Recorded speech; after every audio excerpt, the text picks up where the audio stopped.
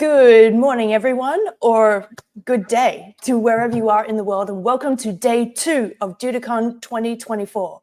I'm Nick Ranger, your host for today, and I'm so stoked because we have an amazing lineup to explore trends to watch for our evolving digital landscape.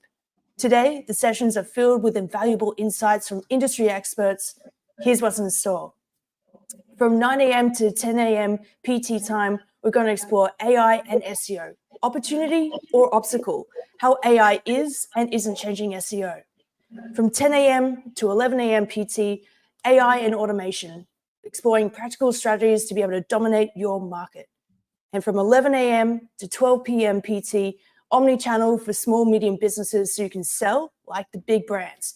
So you can be able to blend your online and offline presence. We're live streaming this event at the moment, so at any point, please write your questions in the feed and our facilitators will make sure that you are heard. And of course, if you're watching this, please go and like and subscribe to Duda's channel for more great webinars and helpful videos. And I really encourage you to stay with us throughout the entire day for an amazing array of speakers and insights that's going to really help to transform your business. So with that, let's kick off our very first session. Woo! For our first session of the day, we're going to explore one of the hottest topics in SEO right now, opportunity or obstacle, how AI is and isn't changing SEO. I'm so thrilled to announce our keynote speaker, Dave Davies.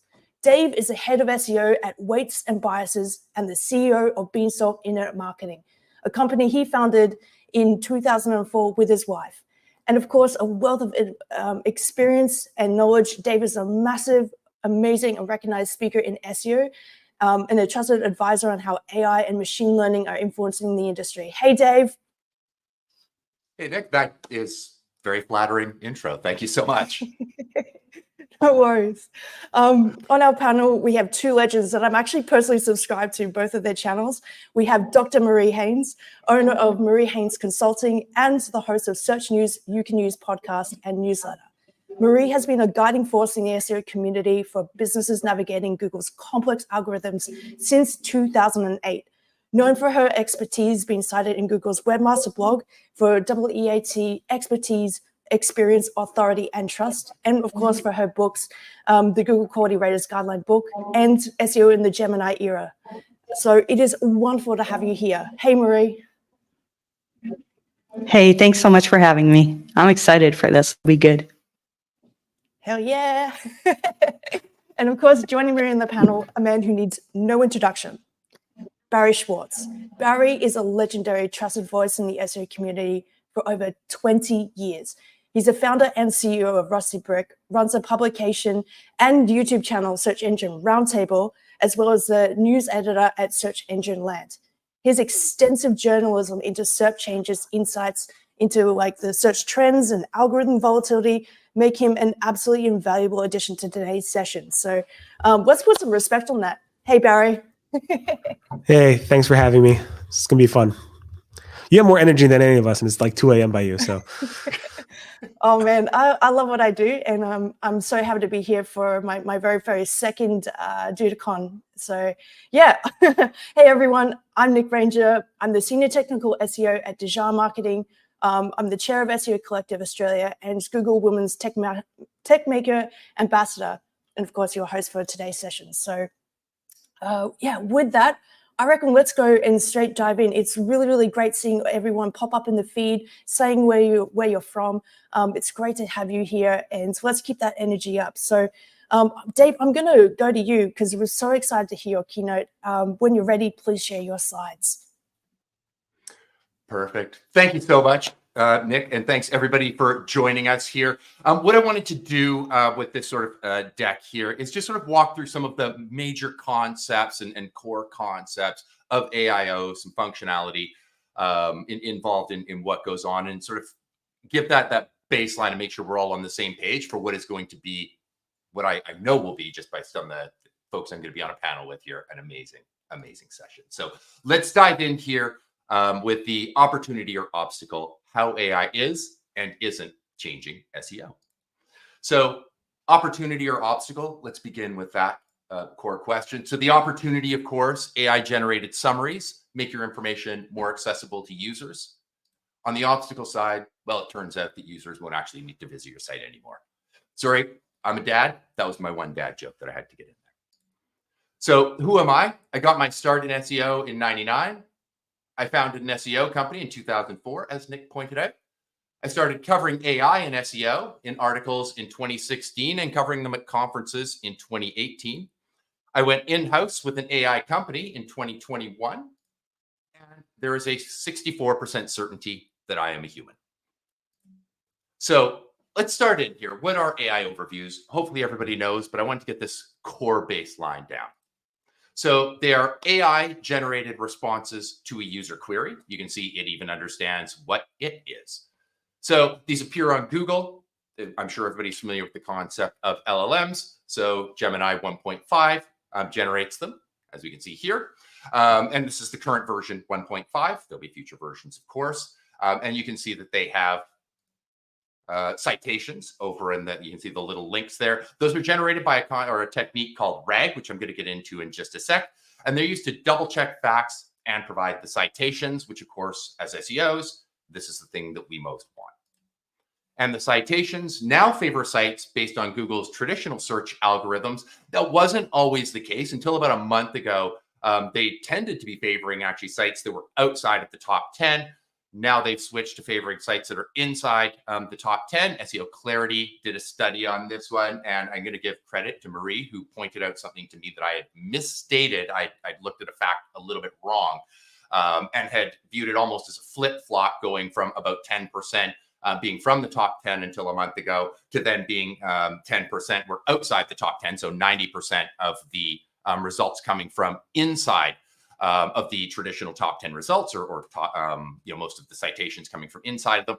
As it turns out, when I reread it, thank you, Marie, no, that's not the case. It's that 90% of queries, so anybody who's familiar with the study, 90% of queries do have a result from the first page of Google, but only about 70% of the citations are actually drawn from the top 10, meaning there is opportunity for sites outside of the top 10 to actually get that top position in AI overviews. So how generative AI models work. So let's just talk a little bit about how models like Gemini, like OpenAI's O1, I guess would be the most current version, or GPT series. How do they work? So first thing to begin with is the training, garbage in, garbage out. So I have a feeling this is where some of the challenges that Google is having early on sort of came about, where a lot of hallucinations, we all sort of remember making fun of Google for some of the answers that they came up with. Google had this massive storehouse of basically all of the data on the internet. They've indexed pretty much everything, where OpenAI could be a little more tactical because they had to be picking where they were going to put their crawler resources, whereas Google already sort of had it. So I have a feeling that Google put a lot of garbage in and is now starting to improve on that, including with their RAG systems and favoring their traditional search algorithms in what they choose to cite.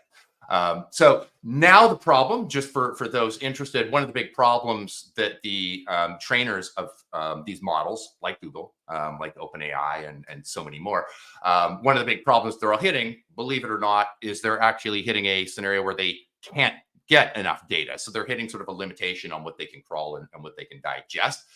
So now they're leaning more heavily into expensive modalities. So video, images, which we know they already have access to, but they're having to dive deeper into those, as well as synthetic data. So basically generating the data using LLMs and then training their models off of that. So this will be an interesting next stage of things. So generative models work on tokens. People are probably familiar with this. If not, though, I just want to touch on it. It's not actually thinking of the next word. It's thinking of the next token. So what you can see here, I've put the description and title of our session in here.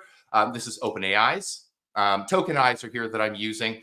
And basically with this one, you can see how it breaks it down. Sometimes it's words, but sometimes it's just characters. Sometimes it's letters. And they're sort of breaking it down into a series of tokens in what they recognize and putting one token after another. So they're not actually putting a word after another. They're putting it token by token after that. So that's an introduction to how tokens work. And neural networks. So they're like your brain, but not. I think people have, like, neural networks existed before we were training LLMs, but it's basically a system by which you input what you can see, I'll just use the visual that everybody's looking at here right now. The input layer in this would be what you're inputting in. So what is your question? What is your sentence? What is the request that you are making of this LLM? If it's Google, what is it that you're searching for? If it's OpenAI, what are you asking it to do? Those sort of things. Then it goes through these hidden layers. This is where the parameters lie. So I'll get to that in just a second. And then there's the output layer. Obviously, that's the output that it spits out. So what the hidden layers is through the training stage, they have an input they put a bunch of requests, they put a bunch of queries into it at the input layer. They haven't actually, it gets a little more complicated, but fundamentally, they haven't really decided what these hidden layer parameter values are, but each one of those nodes is going to be given a value. Each one of those lines is going to be given a weight. And so basically what they do is they set the input, so they know what the query going in is, and then they know the expected output, and they'll feed both of those into the system, and then let the model learn over time what these middle layers should be. So what should this top dot in the top left, what should it be that will result in the word the versus Apple in that top cell on the output layer? So it's going through all of these parameters during the training stage. So you have the input, you have the output. It goes through this middle stage of hidden layers, much like your brain functions.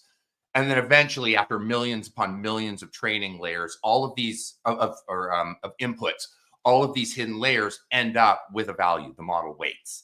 And they end up with these values, and then there is the output layer. So it ends up being trained to know what the output is going to be reliably, and then they can put the model live. And then the output, I love the way Ryan noted it here, and it's very much like the layperson sort of speaks of things. So it's going back to slides where basically in the end, what they're keeping track of is what is the probability. Now, Ryan refers to it as words here. In fact, it is actually tokens, but we all think about it as words. I use the word words frequently because that is just the shorthand way of wording this. And basically, they're looking at what is the probability that the next token would be the most logical based on the input. So like we saw that neural network, we have all those middle layers, and it's sort of going, okay, I have this new input that I haven't seen before. What is the probability for the cell 1, cell 2, cell 3, token 1, token 2, token 3? What is the probability that it would be the versus Apple versus the other sequences of possible outputs that it could generate? And then depending on something called temperature, where you can decide how close it has to stick to the most likely, then it sort of will give you the next sort of logical answer that it gives. So we never set the temperature to be always the most logical, because otherwise every time you entered a query, you'd get the exact same result that I did, and that would be a really boring experience for everybody. But they do stick with temperatures that have a high level of reliability. But if you play around with the API, you can toy around with different temperatures in there. So what is retrieval augmented generation? This is also a very important concept, probably one of the most important concepts for us as SEOs. So it helps support AI-generated responses with information from an internal database. So it isn't specific to Google, but when we see those citations, this is how those citations are generated. So we have the question, as you can see in the diagram here, we have the question coming in. Then we have the system itself passing that question. Well, the first thing the system will do is actually come up with related questions. So let's say I'm looking at travel ideas for New York in June. It'll then augment that or expand on that and go, well, Dave might also be interested in what the weather is in June, might also be interested in a few other things, how he might travel there, some of the key areas around New York, whatever it might decide. It then passes that back into its knowledge database. So in this case, we'd be talking about the search results, but with other systems, we'd be talking about internal databases and stuff like that, support databases, whatever. It then formulates the new question. So it has its core question as well as its supplemental queries. It has all of this information, its search results for those queries. It does the fact checking on chunks of data from those search queries. Then it passes that over to Gemini 1.5, creates the answer with the citations, and then passes that back to you. It helps keep the LLM able to respond to up-to-date information. We all probably remember early when GPT-4 first came out and ChatGPT first came out a couple Novembers ago. it was sort of tied back to its information set was sort of a year old. It was always going to be a year old. This is what enables LLMs to access newer information, because it can access, in Google's case, it can just access their index and understand what happened yesterday, what happened an hour ago, depending on how fresh the index is. And it helps it avoid hallucinations, or for us, at least illustrate where that information came from. So it then gives us the opportunity to go, okay, like I can actually understand the citation is this, and judge it for ourselves, much as we would a traditional search result. So that's how basically retrieval augmented generation works. There's a bunch of different types of it. I don't know which one Google uses specifically, but that's a core concept of how those citations are generated. So there's actually a free course. Have to promote it here, and it actually launches in an hour from now. So if you just go to wandb.me/brag_course, it's actually a new course. I've taken the earlier parts just to sort of like test some stuff out. It's going to be a great course. I'm going to be finishing off, and it's just understand a little bit more about how these are generated. So how are they cited? I just want to cover, this is from a paper, and I'm going to post the link once I'm done my presentation here into the chat for folks, right to the patent that this is drawn from. But it's actually a Google patent, generative summaries for search results. So this image is right from their patent. So basically, how are they cited? The user enters the query, as we talked about in the last slide. And then they generate a natural response based on that query and the search results and the related queries, as I had mentioned. And then from portions of the answer, selects a verifying document. So it looks at what answer it was just given, and all of the information from all of the chunks of data that it has access to in its search results. It looks for the best match to verify that answer and then provides that as a citation. The goal then is for us to be that best snippet, that best chunk of data that they're looking for to verify their answer. So formatting your content for citation selection, GEO, as it's called, or generative engine optimization. This is just the most telling of all of the images from a paper that was written by the University of Toronto with the Allen Institute. I wrote an article about it. You're free to read it, obviously. But you can basically see everything you would need to know from the paper in this one image here, which is which techniques. They tested 9 different techniques, and I can get into them in the conversation part of this. Pardon me, I'm just going to take a sec. And they tested 9 different traditional SEO techniques to see which ones basically had a page more likely to be selected for citations. Now, they were testing this with Perplexity, not with Google, because when this was done, Google hadn't opened up to non-logged in users yet. So it couldn't be done there. So this is Perplexity results, but very, very, very telling. And what we can see here is that, thank goodness, old school horrible techniques like keyword stuffing, that doesn't work or move the needle in being selected. But we can see things that are, like citing your sources and including quotations. And it makes sense when we really think about it, because what Google wants to be able to do is ensure that what they're about to give somebody as a citation is reliable, and what they're going to generate their content on based on the content in that citation is also honest and reliable. So citing your sources, including quotations, including statistics, all of these things move the needle. Each domain's a little bit different, and I'm not going to get into all the topics there, but you can read the paper to see which domains this relies on. I'm not talking about domain names here. I'm talking about like the domain of health or the domain of technology or news and stuff like that. But anyway, this is a really, really interesting takeaway. I have some ideas. I might be publishing something in the not too distant future on how this relates to Google, but I'll just save that for another day. So with that, good luck as well with attribution. What we can see here is the nightmare scenario that I have to deal with. Now, the company that I work for is based mainly on code. Code is the call to action. It's installing our library. Great, like any installation is a good installation. But as you can see here, I've just typed in code to install this library, and there it is. There's how to install the library. I can even carry it further. This was just a simple example, and have it use that library with other things. So basically at this point, a user doesn't actually even need to click through to engage and actually fulfill and complete a fairly complicated conversion on our end. So fun life for me to try and make sure that I'm able to track how and sort of make an attribution on my end and go, okay, yes, we didn't get any clicks, but we saw this spike in queries come up. And so, we can sort of assume that this is how that's working out. But that's a fun one to explain to your boss, right? And I'm not going to be alone in trying to deal with that one. And the journey is more complex in AI overviews. And as you can see, Barry asked the question here. I'm able to put in now the answer is no. I'm only able to put in that the answer is no now because Barry asked the question. So this is going back to May before we actually knew the answer to this one.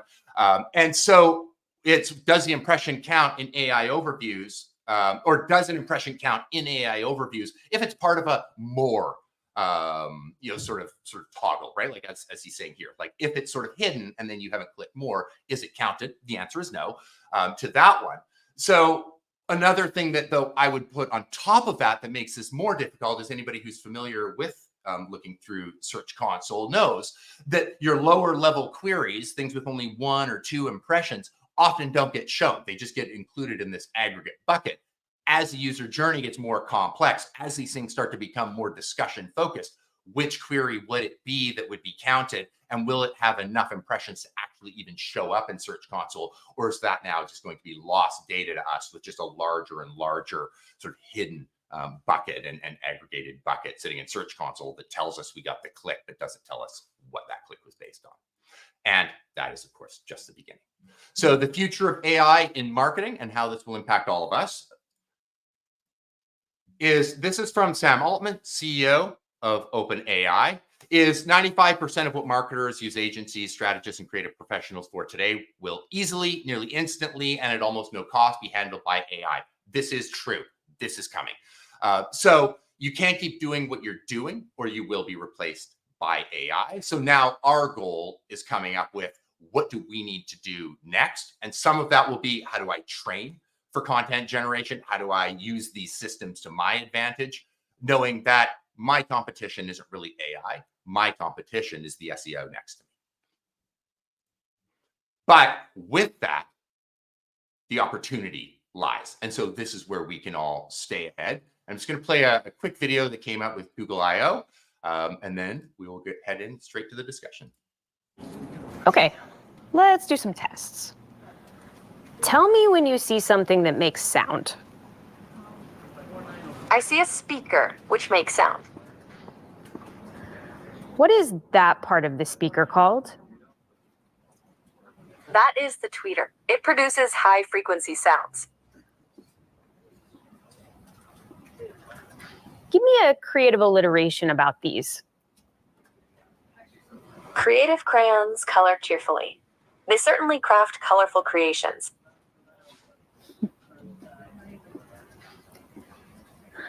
What does that part of the code do? This code defines encryption and decryption functions. It seems to use AES-CBC encryption to encode and decode data based on a key and an initialization vector, IV. That's right. What neighborhood do you think I'm in? This appears to be the King's Cross area of London. It is known for its railway station and transportation connections. Do you remember where you saw my glasses? Yes, I do. Your glasses were on the desk near a red apple.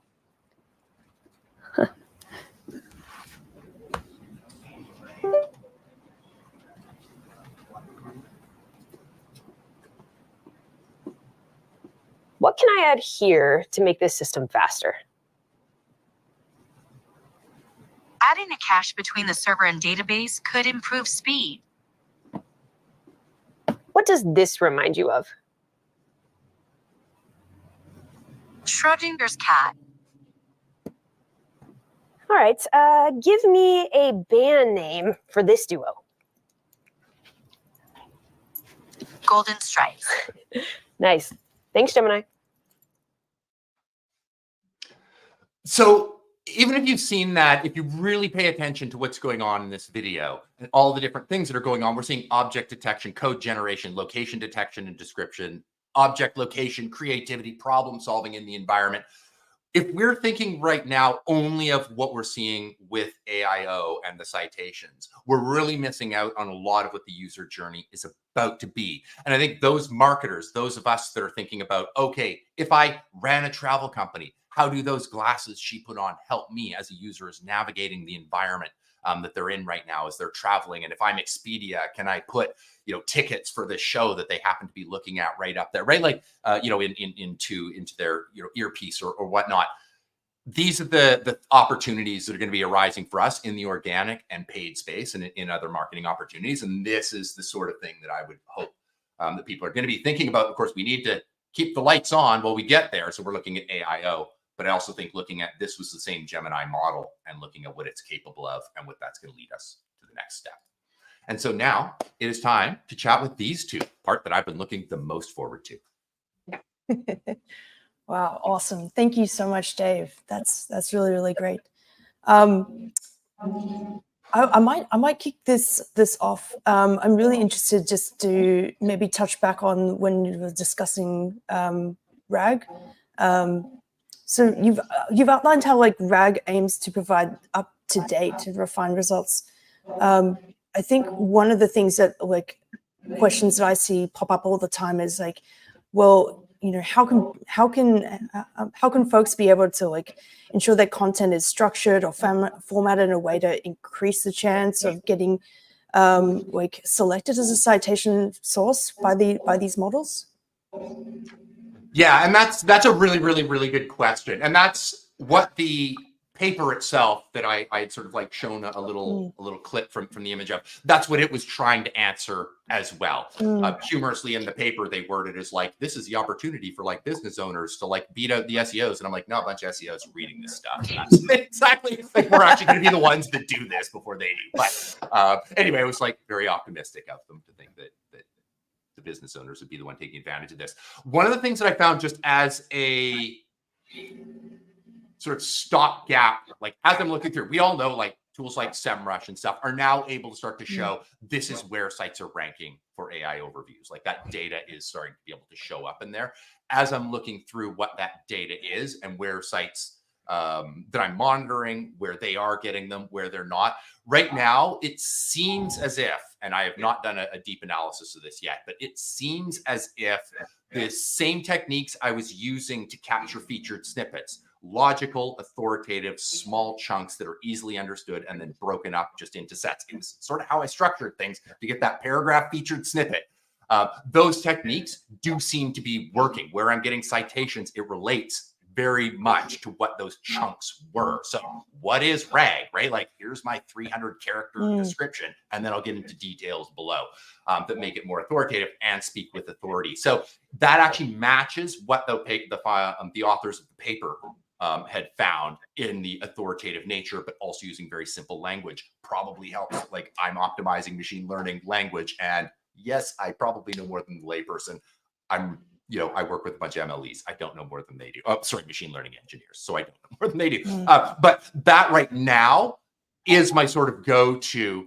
But one of those MLEs and I were actually just chatting yesterday, and we're about to get into a larger evaluation to see that initial study carrying that past perplexity and going into AIO now that we can start to evaluate as non-logged in users what is creating those citations and see does what they found on perplexity hold true on AI overviews.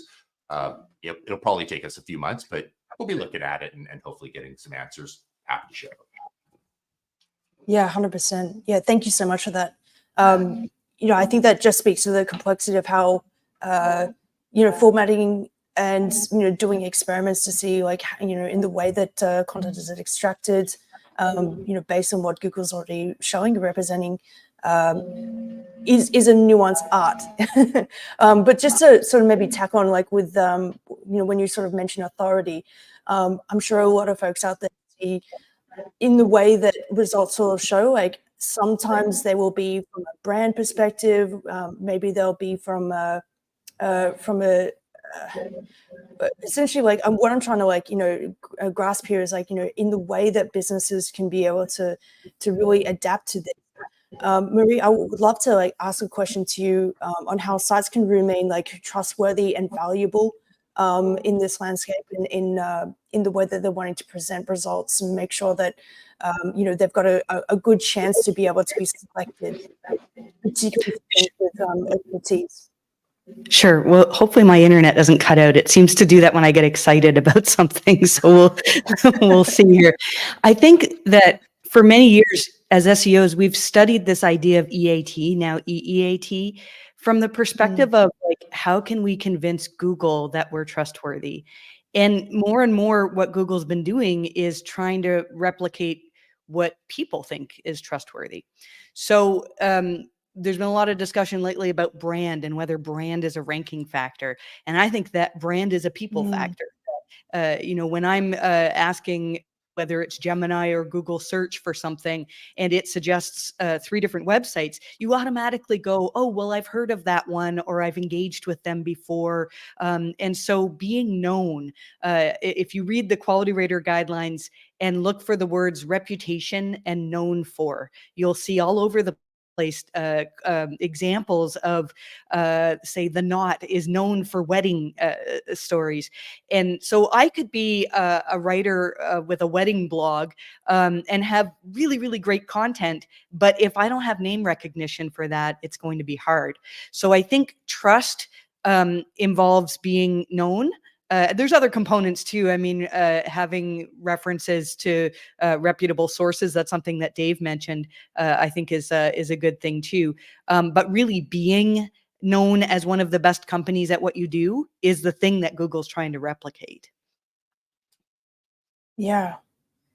Yeah, I think that's really, really important. And particularly when you're talking about brand is really, something to consider in the way that, people are looking at this. I feel like, digital PR is really, coming at more into the scene as emerging conversation point to say, it's not just about, creating content that's valuable. It's what is the sort of the experience that you provide, with when it comes to notability. It kind of needs to be a little bit more than that, a little bit nuanced. But maybe I might just do a bit of a shift, back to, because I was just thinking about the featured snippets aspect. I mean, Barry, in the way that the search engine results, are really being pulled out. And a lot of AI models are improving, but they still make errors. And there's a huge amount of chatter around that on Twitter all the time. But you've seen firsthand, like, the evolution of these features. From your experience, you're now sort of seeing the advent of AI overviews and with summaries and things like that. With the learning curve, like, what do you sort of see that evolution look like, just in terms of how Google's experimented with other features and with that learning curve? Yeah, I mean, when AI overviews first came out, SGE back in the day, we were just having a field day mocking it, making fun of the results, everything, not everything. There were a lot of examples of those AI overviews being just completely wrong or being hilarious or answering a question in a funny way that didn't make any sense. But same thing happened with feature snippets, believe it or not. Feature snippets was an AI ML based feature. It wasn't as advanced, obviously, as AI overviews, but we had those cases where feature snippets were either, and they still today, we have examples of where it was much easier to find when it first launched, where the feature snippets were actually completely wrong in some cases, saying somebody died when they didn't, coming up with factual information that was incorrect, showing like a horse had, I think 6 legs or what. There were much of examples of it just being completely inaccurate. And we saw the same thing happen with AI overviews. And I said, when that launched, I'm like, people are pointing out all these inaccuracies and Google's eating it up. And they're going to go ahead and use these examples to make things better. The language models gets better by themselves, and their fact checking gets better by themselves as well. And these examples give Google some information that they go ahead and, either limit it for certain types of queries or just improve their overall model. So we are seeing it get a lot better than when it first launched. I think I called it like the Ray update, when Google pulled back showing AI overviews for a lot of queries. And now they're starting to escalate those AI reviews from showing up a lot more often. I think it was down to like showing up to like, I don't know, 7, 6, 8%. And now we're back at, according to ZipTie, at least almost at 14% of all queries. So AI reviews are definitely starting to expand more, and Google's becoming much more confident in them. And I think we'll continue to see Google be more and more confident in those results and show them more often for more, even more, potentially dangerous types of queries, like in the health, financial, the EAT space, the YMYL space. Yeah, 100%. If I can Dave, jump Marie, in there, do you Nick. have any comments? Yeah. Yeah. I think it's telling what Dave showed the video of Project Astra, and when she switched to glasses, that and I saw one of the comments said, well, haven't we had Google Glass? Wasn't that a disaster? But that was before we had AI to there we go, to answer queries. So Google's goal right from the beginning, I believe, has been to become an AI search engine, has been not necessarily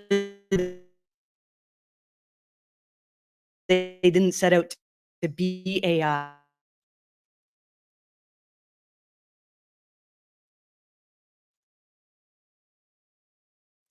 Oh, damn, I think if you guys are hearing that, I think this Yeah, I is think we where lost her. Marie was Yeah. excited to answer this, and she's having connectivity issues. Yeah, I guess the AI is going after her internet.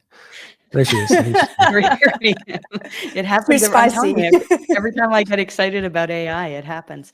My main point was just to say that people are going to be searching differently. People are going to be having conversations with their AI assistants that will sometimes recommend a website. And the day of, I think Marie may be AI. I don't know. Maybe I am. Dave is only, 64% chance that he's human. So, and I don't know how we planned for that. We lived in this little sliver of time where we could use our fingers to type words on a keyboard and then browse through websites. Where it's not going to be that way forever. So my advice would be to get into Gemini and ChatGPT as well, and to play with them. We're really good at criticizing them, but as an SEO, I think it's our job to understand how do they work. Start talking about your clients in Gemini, see how they respond. And if your client isn't represented, ask Gemini, well, why didn't you recommend this company? Like, tell me why, how can I improve? And so I think that we need to be looking at search differently, because as technology advances, we're going to be seeing people search in totally different ways. And I don't think any of us are prepared for that. I think, we can predict maybe what it's going to look like, but we saw, did you guys play with the Notebook LM, where it can produce a podcast now of your notes? It's just like, it's not perfect, but it's pretty wild to think of how, and it's like two people talking that are AI, but they sound like humans. And so the way that we interact with content online, with businesses online, is going to radically change. Yeah, but I don't know if that means like search is going to, I think there's the AI stuff, there's the search, and there's the middle ground. And I think there's going to be search. I think there's going to be, obviously you could use AI for everything and anything. It's unlimited. And there's ways to use AI in search, like with the AI overviews, with feature snippets, with certain types of features, with the algorithm itself.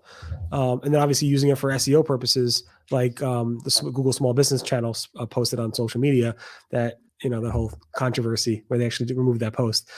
So there's, I don't know how much search is going to change. I know there's a lot of big debate on that. There's definitely going to be elements in search that change.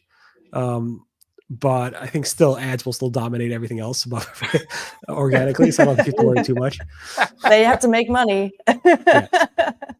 I don't know if you guys saw, there was a conversation where Sergey Brin was talking at a hackathon where they were trying to use Gemini. And at the end of that conversation, somebody asked him about Google's business model, because ads are where they get their money from. And he said that if the product is good enough, he said other companies, didn't name them, but have subscription models. So he's talking about ChatGPT having a subscription model. And he said, if the business model is good, or if the product is good enough, we don't need to worry about the business model. So, and then Sundar Pichai said in a couple of the earnings calls that SGE, now AI overviews, are the future of search.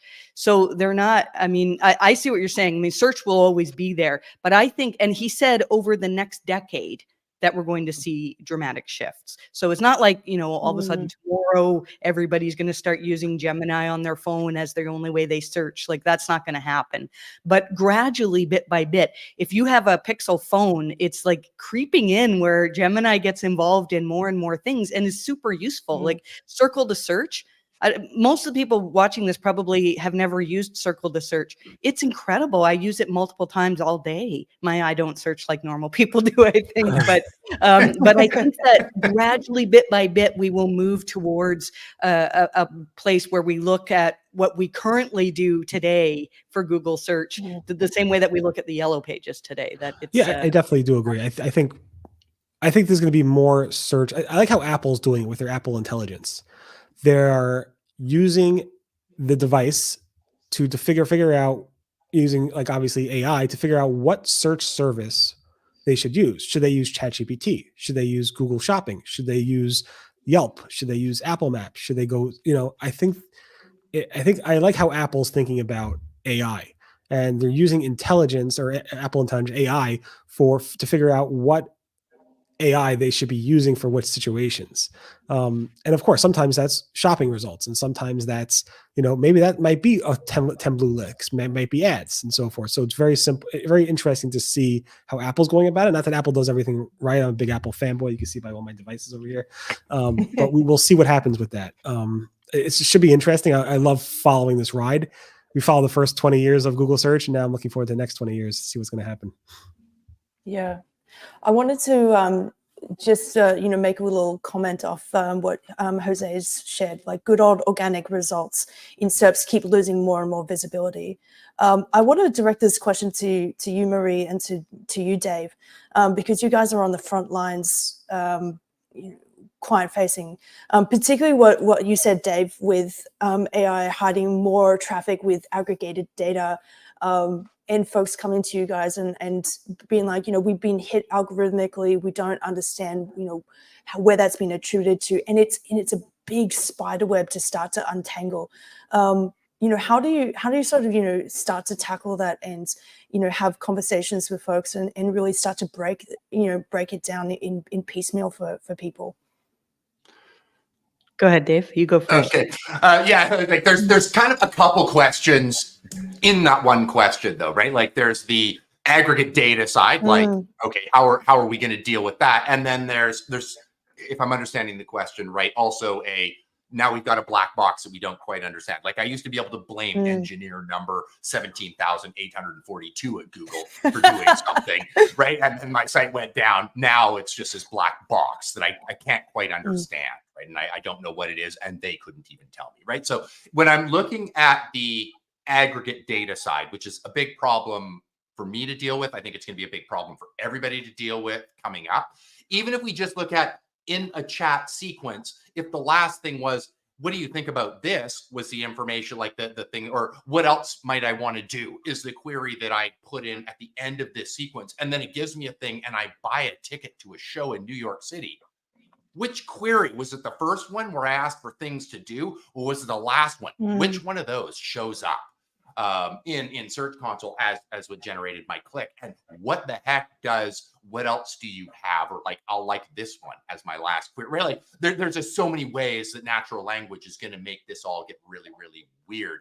At the end of the day, though, I'm going to look for the same amount of stuff, and I'm not buying less. Like, I don't buy less stuff now that AI generates answers, right? So I think that's what we need to be focused on and going, okay, now let's actually start to look more at the end goal. Our attribution is going to get a little messy, but if we start seeing the same number of sales, and then we have areas where attribution is still rock solid, you know, I could say like as rock solid as it ever is, paid search campaigns, email campaigns, right? Stuff where we control, it is a direct click, right? Like, okay, Apple is messing things up, Barry, but it's all right. Like, it's always been messed up there. If we can look at that and go, okay, but like sales are still up, but these ones are all level. So we just have this like direct or unknown, depending on how you have these like channels mapped.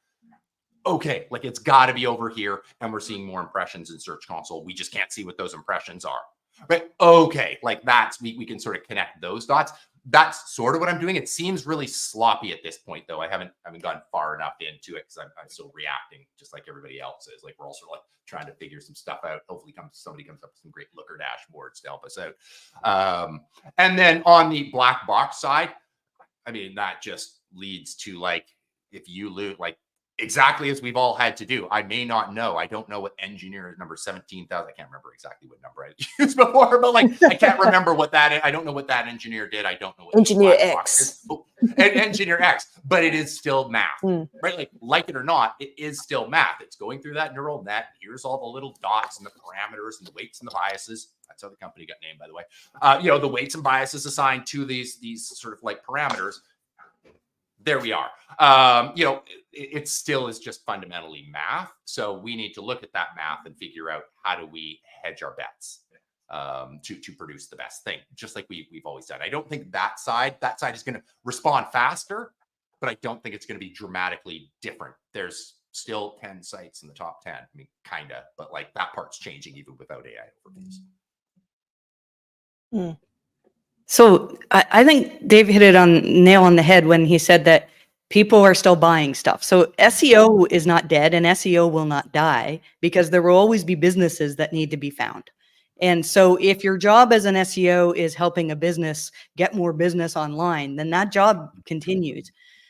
What I'm worried for, though, is types of SEO that we created because of the opportunity that was there.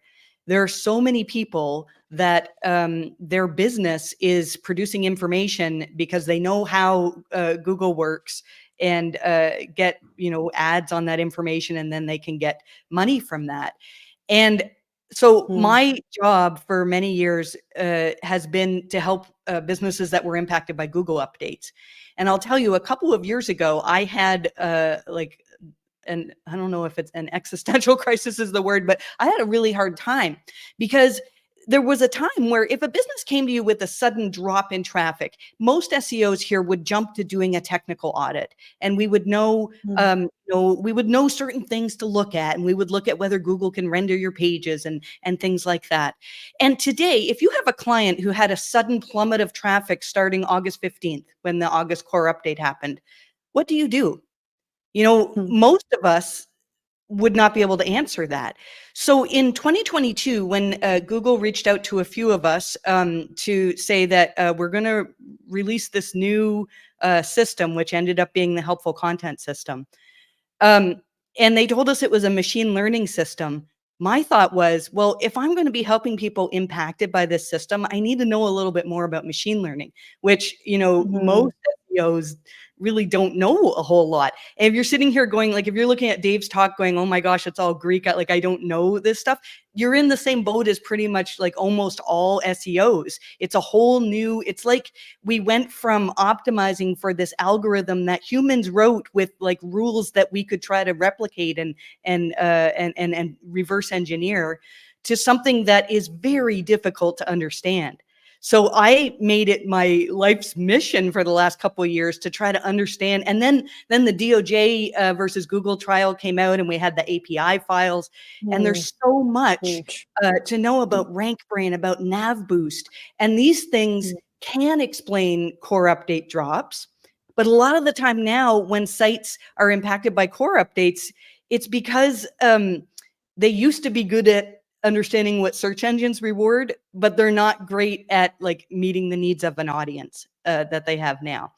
And that's a really big shift for SEOs. I feel like I'm rambling here now, but I really want to emphasize that there's so much learning that has to be done. So when we're talking about how AI has changed, has impacted businesses, we focus on AI overviews or like maybe Gemini or ChatGPT. But I think really the way that AI is used, like almost the entirety of Google systems now are run by AI.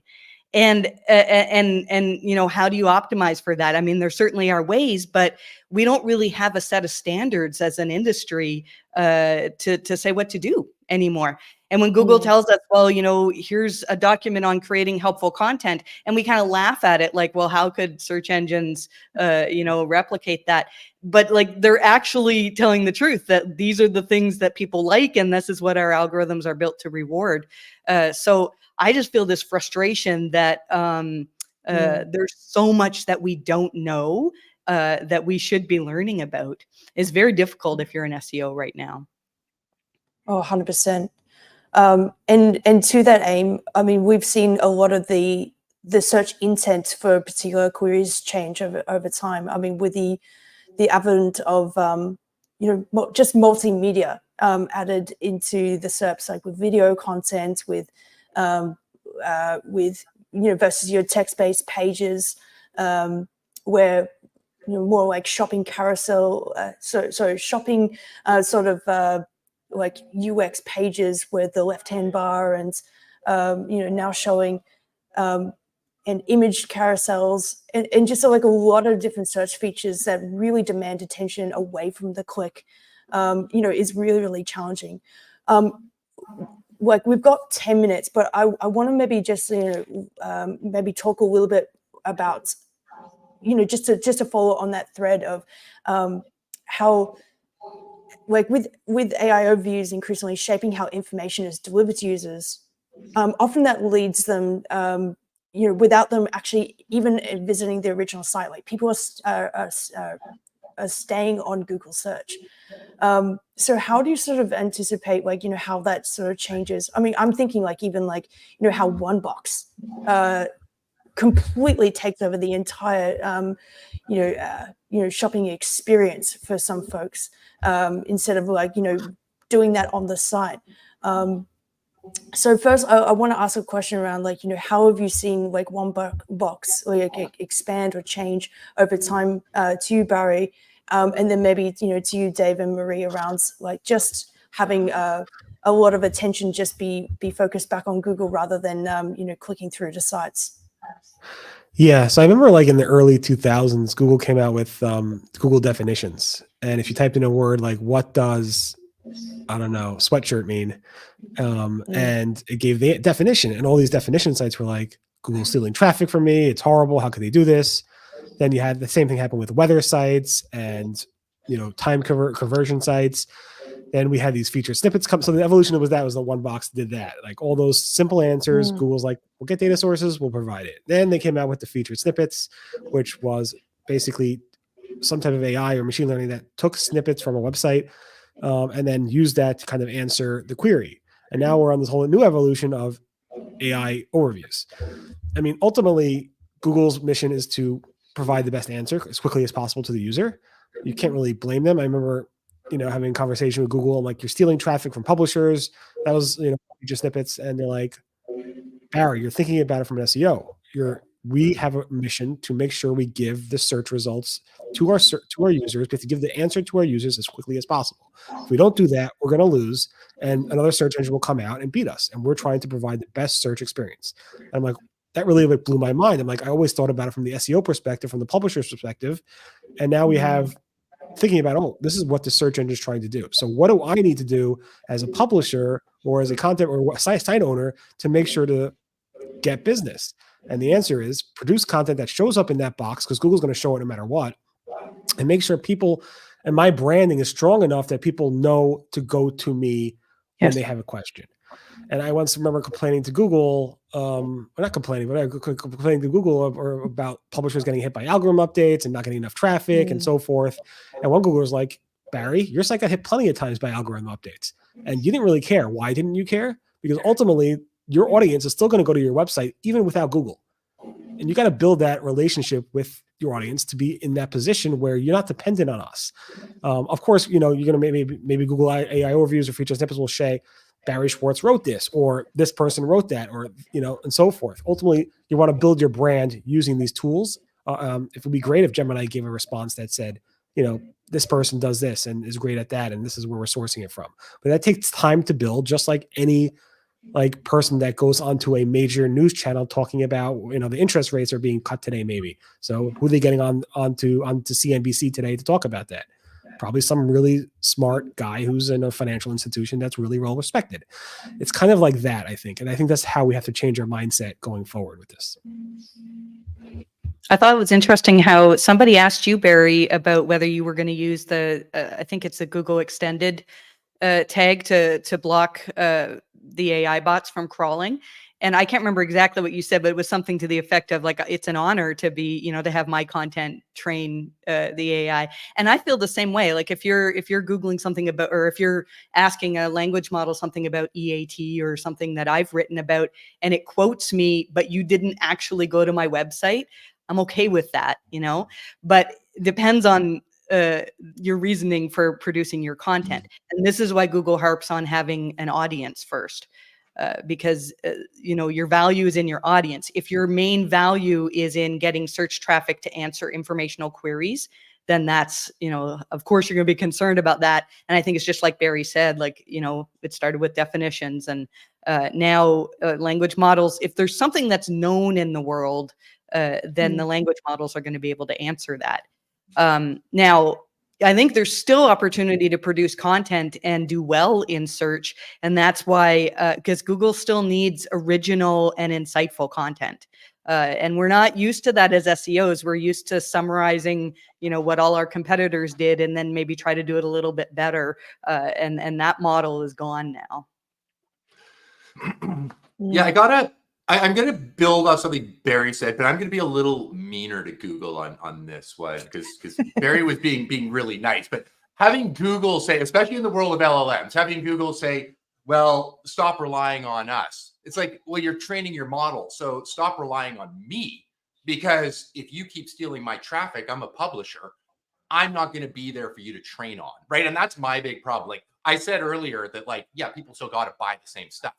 Absolutely, they do.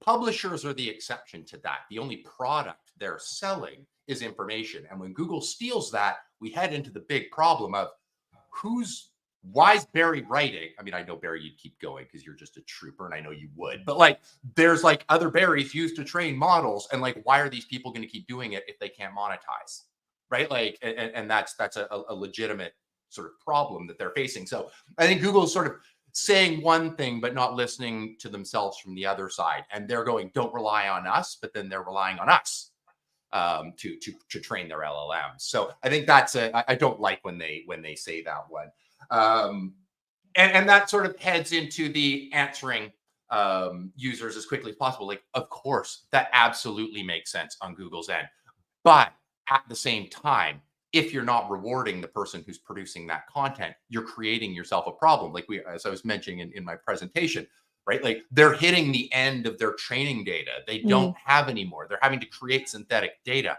Well, we can all see the problem with that. You're using a thing that hallucinates to produce text to train a model. Like that's going to be a big problem. And I don't care how good O1 is, like the O1 preview or the next version of the model is, it's going to be not perfect.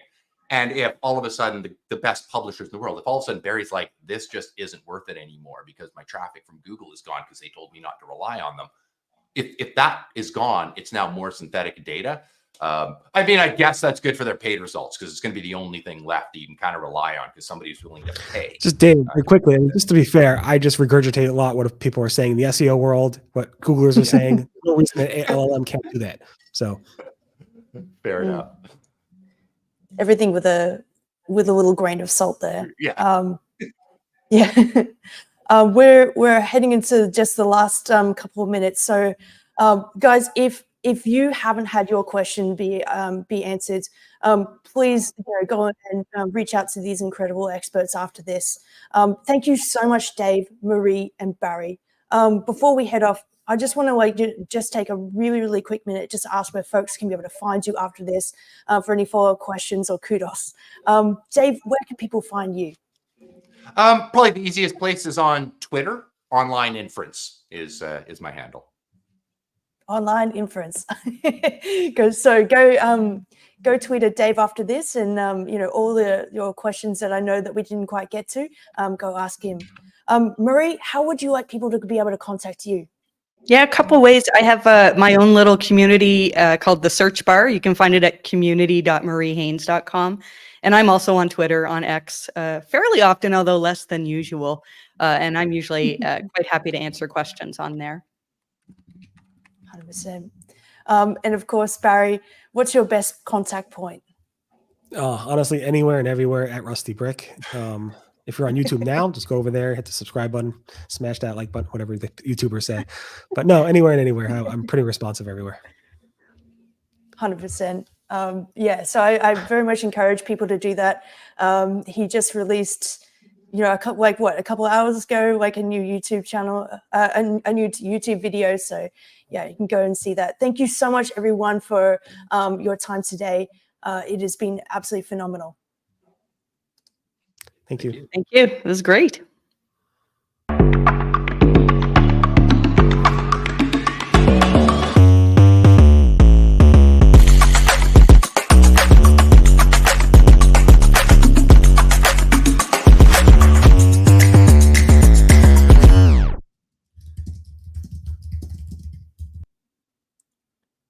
Awesome. Hey guys. Hello. Hello everyone, and welcome to DudaCon 2024 Day 2, Session 2. Thank you to everyone who is still watching, and for those who are just tuning in, we're so excited to have you with us today.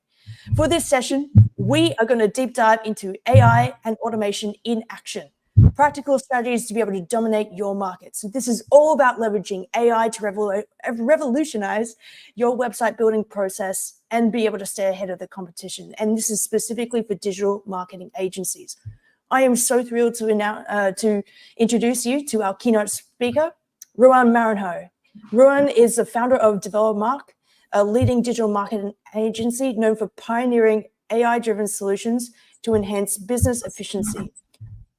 Ruan's expertise in integrating AI and automation in client workflows make him the perfect speaker for today's session. So g'day, Ruan. Hey, how are you doing? Thank you for hosting this. I'm really excited. I think some agencies are going to have some light bulb moments right now, and they're going to make a lot more money. So they can thank me after. 100%. Joining him on the panel, we have Sarah Malden. She's the AI transformation lead at Make. Sarah is at the forefront of driving AI adoption across her company's internal processes, working with teams from marketing all the way to engineering to be able to identify and implement strategic AI projects. Hey, Sarah, great to have you here. Hey everyone. Thanks for inviting me here.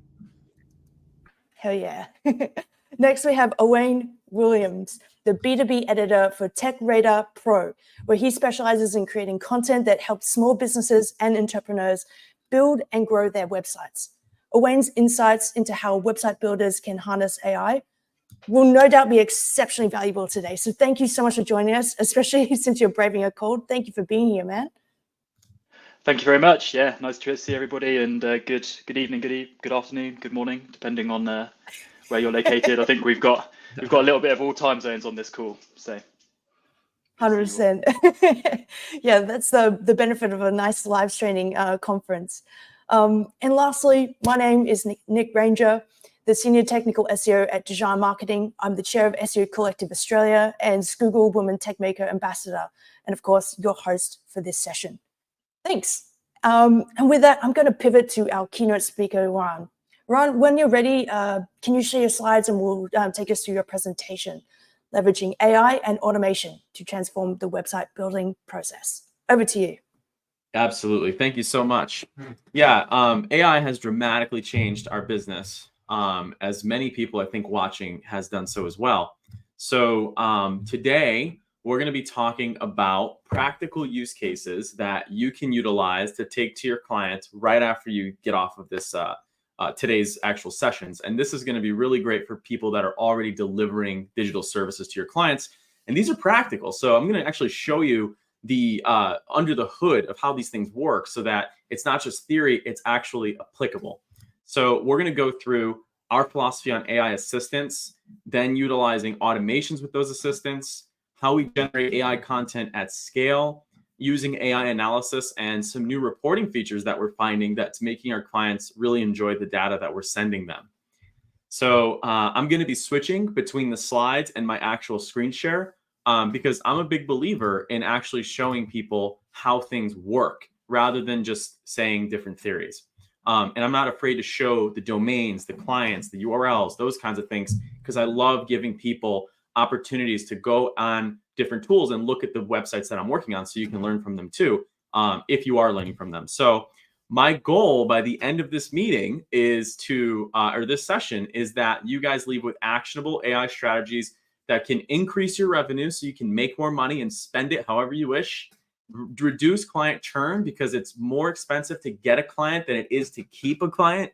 So client churn should be your number one key performance indicator in your business. And then add more value. Clients are always looking for ways that you can add more value to their actual services. So let's start with the actual AI assistants. So I'm a big believer in OpenAI's technology. I'm very biased with that technology. I'm a big brand person. So when I find a good brand, I usually stick with them for the rest of my life. And for the fact that OpenAI has been shown to give the best customization and the best accurate responses. So with OpenAI, brands can create an AI assistant for their clients to use.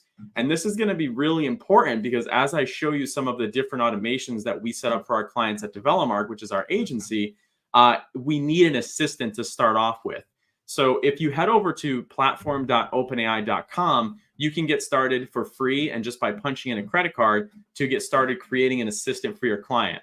Now, the reason why that's important is because prompt engineering can sometimes be cumbersome. It can take time. And if you're trying to do this at scale, it's important that you have a system in place. So for example, when you look at, let's say our actual OpenAI account here, you can see that the assistants can actually be made directly inside of the platform. Anton, if you could just share the screen that I'm sharing here on the other side. But what this is going to allow you to do is once you set up an account, you're going to be able to set up an assistant that will be basically the premises of all of your automations. So as you can see here, we have one for a client, which I'm going to show you how we use this assistant to generate content at scale. And then you can input all the information that may be needed about that client that you gather from when you start with them. So as I kind of show you a lot of the different integrations that we're going to talk about in a couple minutes here, this is the premises of it. This is where it all starts. So filling in this assistant with quality information is going to be important because your other external tools are going to talk to this assistant and it's going to be good. You're not going to have to explain yourself every single time you do so. So if you're not using that, I highly recommend that you do so and you start doing so quickly. So getting back to the slides, alternatively too, this assistant is going to form all of the foundations for your actual data. So let's talk about the first automation that you can execute literally today. The first one is a pretty straightforward one that clients spend a lot of time doing, even though they really shouldn't be because ChatGPT has gotten so good at doing these smaller tasks. So I'm going to share my screen once again and show you what this automation looks like. And basically, this is the foundation of all of the automations as you're going to see on the screen here.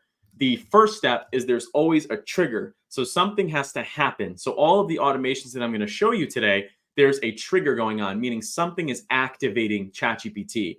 And in this case, it's a new review has been generated on Google Business Profile. So using Zapier, we can set up these basic webhooks to get a review. Then what happens is Zapier then creates a conversation based on that review. And we utilize our ChatGPT API account to do that. And then it delays that step for a couple of hours. And then it replies with that review directly on the business's listing. And that's important because this right here is allowing your client to generate more reviews while knowing they're getting responded to in a professional format that's not sacrificing their brand quality. So as you'll see, this is an actual live listing of one of our clients. And you can see how all of their reviews are getting responded to in a very positive manner. But if they do get a negative review, it'll also know to respond in a careful manner as well. And all of that is done directly inside of the actual Zapier account. So if I edit this Zap and I look at these different steps, the trigger in this case is just to get a new review. The conversation, this is where you would be able to actually go in here and start to edit this kind of stuff. And then at the end, it'll allow you to create a reply. So I'm logged into an account where I actually can't show you because it's a private connection. But the basic general thing is prompting ChatGPT with that assistant that you created to reply to reviews positively, or if it's negative, to respond to it in a different way. So again, this is the easiest automation I'm going to show you, but I kind of wanted to show you the basis of how this works. It is something's happening, ChatGPT is creating text based on what just happened, and then it's publishing that information somewhere else. So this alone is an extra service that you can offer your clients, but also this is something that you should be doing if you're offering them a retained service and managing their Google business profile. So I'm going to go back to the slides now. And the next thing we're going to talk about is lead response. And this is also a really great one that can happen pretty automatically if you're working with clients. So for us, we use the Duda platform. And for the reason for that is because we found that we can scale with it. But this one's very straightforward. A lot of the times when you generate a lead through a form submission, through a phone call, the more likely to get that lead to respond is if there's a custom response. So the trigger in this case is going to be somebody has submitted a form submission. Then ChatGPT is going to take what they wrote and write a response automatically. And then the third step is in your Gmail, in your Outlook, in your whatever email account that you're using, it's going to create that reply for you and put it in your draft. And this is amazing because you can do this with so many different variations of email. Let's say you wanted to write drafts based on you starring an email. Let's say you wanted to draft based on you tagging or labeling an email. Inside of Zapier, you can do this pretty automatically, but the main way that we use it is actually by using it for leads that come in. So I'll show you a real example. I'm going to share my screen here. So this is an example of a lead that we got recently through our agency website, DevelopMark. So I'm not going to show the client's information, but you can see, even though I'm showing the client's information, but you can see here, and then what's happening is it's actually writing that email response for me and putting it in my drafts. I think that that's really important thing to note is a lot of this stuff, especially if it's going to happen automatically, putting it in your drafts and then copy editing it is critical because the AI is not going to be perfect, as they were discussing in the last conversation, even with the introductions of things like 1.0, which we've been doing really well with as well. So responding to your emails, responding to contact form submissions, responding to chat submissions, those are all things that can start to be drafted with the usage of AI in your client's tone because you're utilizing a custom assistant. So going back to our slides, I wanted to reiterate, every time we do any automation, it starts with that assistant, then it knows what we're talking about. So anytime we're using ChatGPT as a step inside of our automation, it's utilizing that assistant to make sure that it knows the actual information there. So this one's a really great one because a lot of the times as agencies offer SEO or they offer ongoing marketing, we can also use the forms as the trigger to start utilizing new content ideas for the client's website. Now, I'm going to show you an extremely advanced way to do this as I go through the next slides, but you can see how the automations are getting bigger and bigger. So I wanted to start small and scale big. But ultimately here, the concept is a person receives a form submission, one of your clients.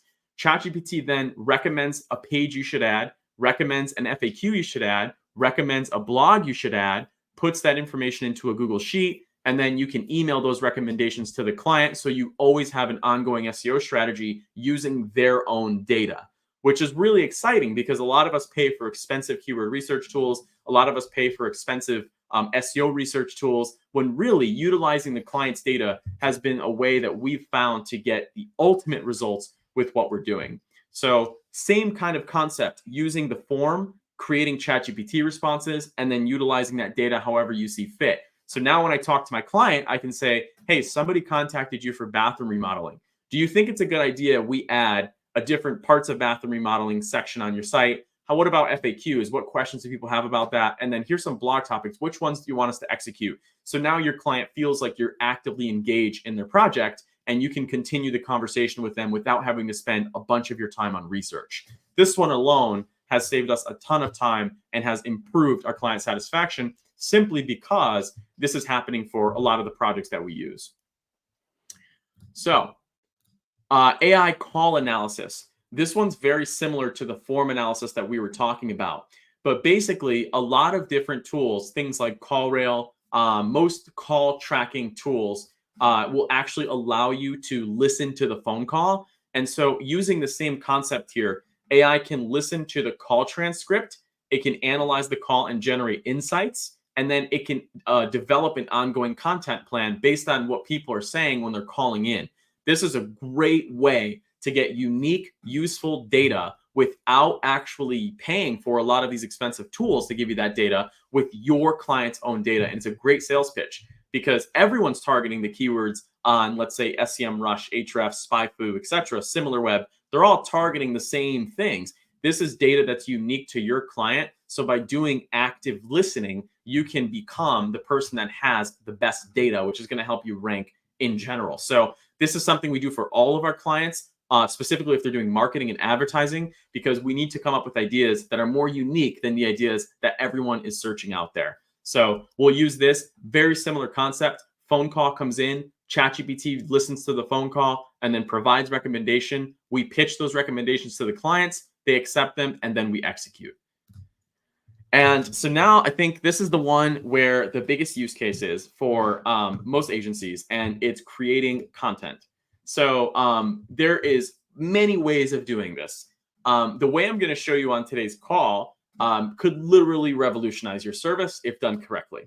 And so really it looks like this. The trigger in this case is I want to rank for a keyword, and that keyword is added to a Google Sheets. The action is Duda then creates a dynamic page, and all of that content is written based on that client's GPT. So most agencies I see will have a ChatGPT account open. They'll write the text. They'll then move it over to the content management system, whether that's WordPress, Duda, Webflow, whatever they're using. And then they'll copy edit it, change it, do some design tweaks, etc. Where this approach is a lot more efficient because you're using the same page design, but you're changing the content based on AI's generated content. Now, of course, quality checking it, making sure it's accurate. Those are some things that you're going to have to do. So this, you can automatically publish this, whatever, depending on what your company's policy is. But I'm going to show you how this is done at scale. So I'm going to go ahead and share my screen here. And basically the premises for this is I want to rank for, let's say, a keyword like roof leak repair, Bethany, Connecticut. Now, the thing is there's hundreds of different towns and cities and all of these different types of things. So for me to create a page for each of these cities for all the different services that my client offers is very counterintuitive. It's going to take a long period of time. And if they're paying us for results, I want to get these things done as quickly as possible. So what I've done is I've been able to achieve really high rankings. This is our client that we're talking about today. I've been able to achieve really high rankings with literally dragging and dropping keywords into a Google Sheets and tying it to a dynamic web page, which is just a design that gets dynamically swapped out based on the content. So the user sees a page that looks like this. They have a title tag that looks straightforward. They have text. They have keywords inside of the headlines. They have call to action. There's internal linking going on, etc. This doesn't change at all. This is just part of the page design. But the text up here is all unique. And I'm going to show you exactly how we do that at scale. So when I go to the actual automation, I will show you step by step how this is working. And I'm going to show you a couple of examples of where when we started doing this action, the website started getting much more impressions and clicks. And you guys got to remember, the way that I present this is every web page I create for my customer is a free local billboard that's going to get impressions and clicks. So might as well scale the content, especially if your assistant is dialed in correctly. You're going to be able to scale this really quickly with all your clients and hopefully charge a premium for it so you can travel the world or do whatever it is you enjoy doing.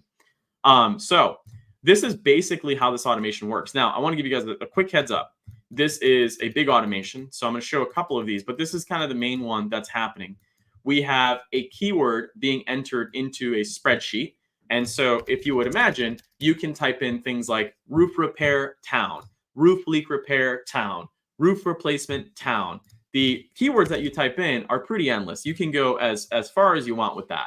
So just to give you an example, this is what this actual sheet looks like. So there is the keyword. So I'm actually going to add one right now. So I'm just going to type in roof repair, and then I'm going to type in Danbury, CT.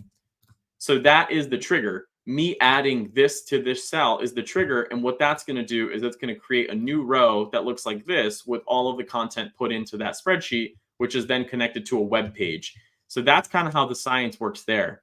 Now, when that happens, ChatGPT with this client's assistant is writing the page slug. That's the keyword. then it's writing the page title tag, then it's writing the meta description, then it's writing the summary, the headline, the subheadline, the paragraph, etc. You get the point. So all of the content that needs to be there will have to be put on that web page. Then what it's doing is it's creating that spreadsheet row. And Duda knows, because I have it connected to their dynamic pages, that when a new spreadsheet row is created, I now have a fresh web page directly on the website with the design that I've identified to be created. So by creating a spreadsheet row, I'm actually creating a web page. And so you can imagine, if I really wanted to, I can go in here and, let's say, drop 1,000 keywords. Obviously not ideal, because most of the content you're gonna have to copy edit. So it's not like you can, again, based on your policy, that's up to you. But ideally, there are a couple edits that you're going to want to make sure that it's really high quality. But what's stopping someone like yourself from getting a new client and doing this really fast at scale? And so what's going to happen when that actually gets through is now a to-do is going to be created for our team. A Slack message is going to be created for our team, and that's for them to quality edit the page. Then it's going to email the client in draft, and it's going to say, we've set up a new page for your website SEO. And it's all going to do this based on the time that I sent. I don't want to send them 1,000 emails at once, but I do want to drip feed all of this content that we're creating at scale. And with this process, you really don't need that big of a team to do this. I would say you probably need 1 or 2 people. So it's really not something that you need a gigantic team to get done, because Zapier, Duda, ChatGPT, a lot of these tools have enabled us to do more efficiency with less people. Now, granted, in the zero-click SEO world, these results are not going to be as great as before AI was in the picture, but still, going from when we took the client on 150 impressions per day to now getting 1,400 impressions a day, I think they can appreciate that, and they're definitely getting leads and results from that, which are being automatically responded to by ChatGPT and putting it in the draft in their email account. Again, very important that you utilize these combinations as thoroughly as possible. So once we do that, we can then see that when we actually look at the website itself, you can start to see that in the sitemap, you'll start to see a lot of the different pages that are actually set up here. So the path that we have is roof repair, and then we have the dash. So you'll start to see them inside of the actual page itself. So when you go to these pages, they're not going to look as different as, they're not going to look too different, but they're basically going to have a lot of those different keyword phrases. So if I type in roof repair, let's say leak, and then I type in my hometown, which is Naugatuck, you'll see that it's ranking really well, because we're following all of the best practices, using that client's assistant, doing this at scale. And obviously, if the client has a good domain authority, then you're going to be able to scale this really, really quickly, and it's actually going to rank for a lot of the keywords that you're targeting. So I want to show you now the result, because remember, guys, this is live. I really want to make sure you guys see the result here instead of me just telling you what it is. So when I go to the actual Google Sheet, which you guys can see, a new row has been added.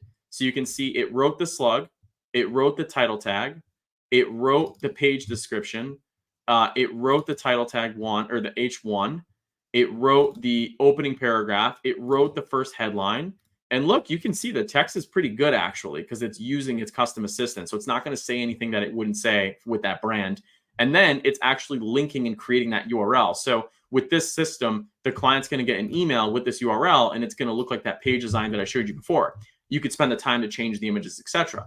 But now let me show you where the real magic happens. So inside of the actual web editor itself, Duda in this case, you'll see that all of the web pages that are being populated are directly inside of the dynamic pages section. So I can actually just start rolling through these and adjusting it should I need. But this is how you're going to see it on the actual front end. You're going to see all of the content inside of here. It's all going to be connected. And then when I change it in the spreadsheet, when our team adjusts it, it'll actually adjust on the actual website itself. So once I publish that website and it indexes, then I start getting more impressions because I'm adding more billboards to this client, leveraging the power and technology of artificial intelligence.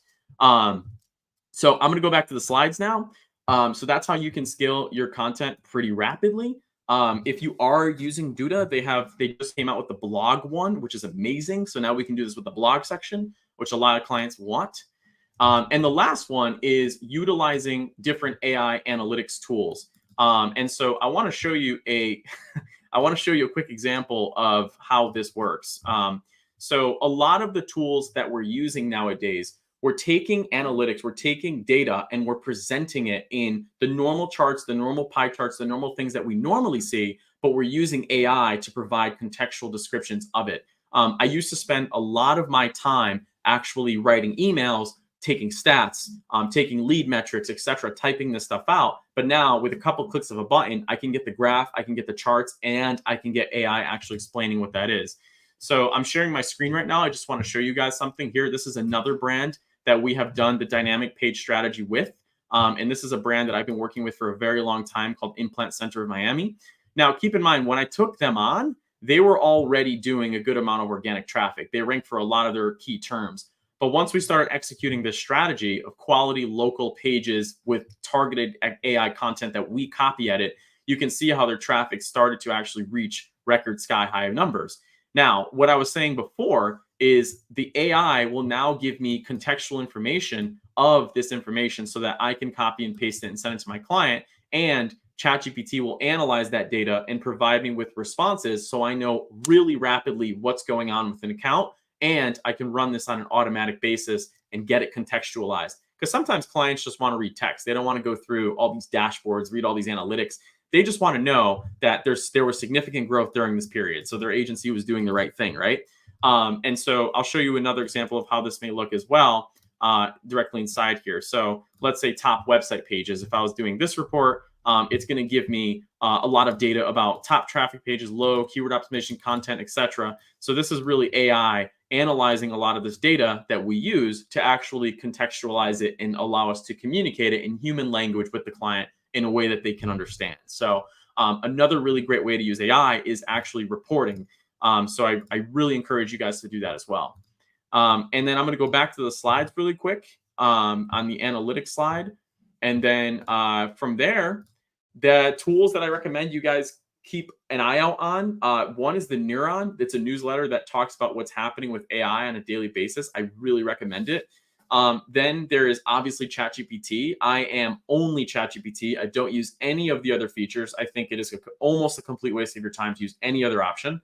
And then if you want, there's a link here that I can share that actually talks about how we use AI for every single client. And maybe you can generate some useful ideas as well. And that's where those AI use cases come into play. So there's more of what I just showed, but we're on a timer. So I want to make sure that we cover the most important parts. And then hallucinations, I think, are going to be pretty much a thing of the past, especially as ChatGPT starts releasing newer models, such as Strawberry, which is the keyword for 1.0, which we've been using a lot for mathematical equations. So those are the different things that I would take a look at. And so that's it, guys. That's what I got for the presentation. That's awesome. Thank you so much, Ron. I mean, if you guys are following the comments here, it is just overwhelmingly super positive. Thanks so much, Yan. Give this man a medal. I'm going to ask a couple of questions that did come a part of the live feed. So I might go back to Jeannie Hill's question. So Jeannie asked, like, I've heard real people, reviewers suspect that they have received a chat response when they alerted with an immediate reply. They want a human response. She asked, Ron, how do you manage that? There's a really great way of doing it. And one is prompting ChatGPT to be objective, not use adjectives, and using a be less AI type of prompt when you do the automation. So a lot of the times GPT will try to stuff extra words to try to make it sound useful, which often sounds very strange. But the Neuron has actually shared a bunch of keywords that you can use in your prompt to actually get it to be less adjective-y and less selly. So it's more objective. That's what I found is when it does less, it does better. Also, make sure it goes to draft and it doesn't publish or it doesn't send. This way you can add your personal response to it. Yeah, thank you so much. We had another question as well from Alex Colon. He asked, like, what's your step to mitigate errors at scale? And I think that's, maybe a bit of a follow-on from that. Because he asked, like, I'm sure the 4-hour delay is your window for QC, but what's your process or guardrails against less than perfect outputs before they're posted? And he's really just asking about scale because he doesn't necessarily want to be stuck catching and manually checking things at volume. Otherwise, it's sort of a new job. Yeah, absolutely. The main step is having a team and having a process, a system in place where somebody creates the work, we call it an origination, and then somebody edits the Mm. work, we call it an adaptation. So there's an originator that creates it, and then the adaptation edits it and formats it that's client presentable. If you're working yourself, you can do a lot of unique things inside of Zapier or inside of the different AI tools that I just mentioned Mm. that will allow you to get pretty good with it. And I think a lot of it starts with utilizing those custom assistants in OpenAI and utilizing a lot of the don't be so AI in the prompting. And you should get pretty far. Mm. Even the result that I just pulled up, I was shocked at how well it did all of the formatting. So I think as AI gets smarter, your job is going to become a lot easier. But now it's going to become who can be the most creative with the AI. So I would say start experimenting as soon as possible. But also, I understand that 2-people teams are always the best, because you have someone creating and someone checking. Yeah, thank you so much. We have actually the benefit of having Sarah here from Make. And of course, Rowan, like you're heavily integrated with Zapier. I want to divert this question to you, Sarah, because your role at Make oversees AI implementation across various teams. Like is Make sort of like very well aligned to be able to take that same kind of workflow pathway that Zapier does? Yeah, no, thanks for the question. So in general, the way we see the difference between Zapier and Make is that you've seen Nuran's line, which was very straight, right? It was one sequential step after another. At Make, we're more about processes that are a little bit more holistic. So once you start hitting some limits, that you, for example, want to do different branches, you want to do different iterations, etc. So you want to play around a little bit more. I think that's where the sweet spot is for us in particular. Yeah, thank you so much. And I think maybe for both of you, for Ron and Sarah, I think a lot of the questions that we had from people in the chat are really just around the intersection between AI versus then going manual, and wanting to really iterate how that works. So like from your perspective, when does it sort of make sense to rely on when to go AI and then when to go manual, and like how do you sort of make that kind of decision when, again, speaking at scale?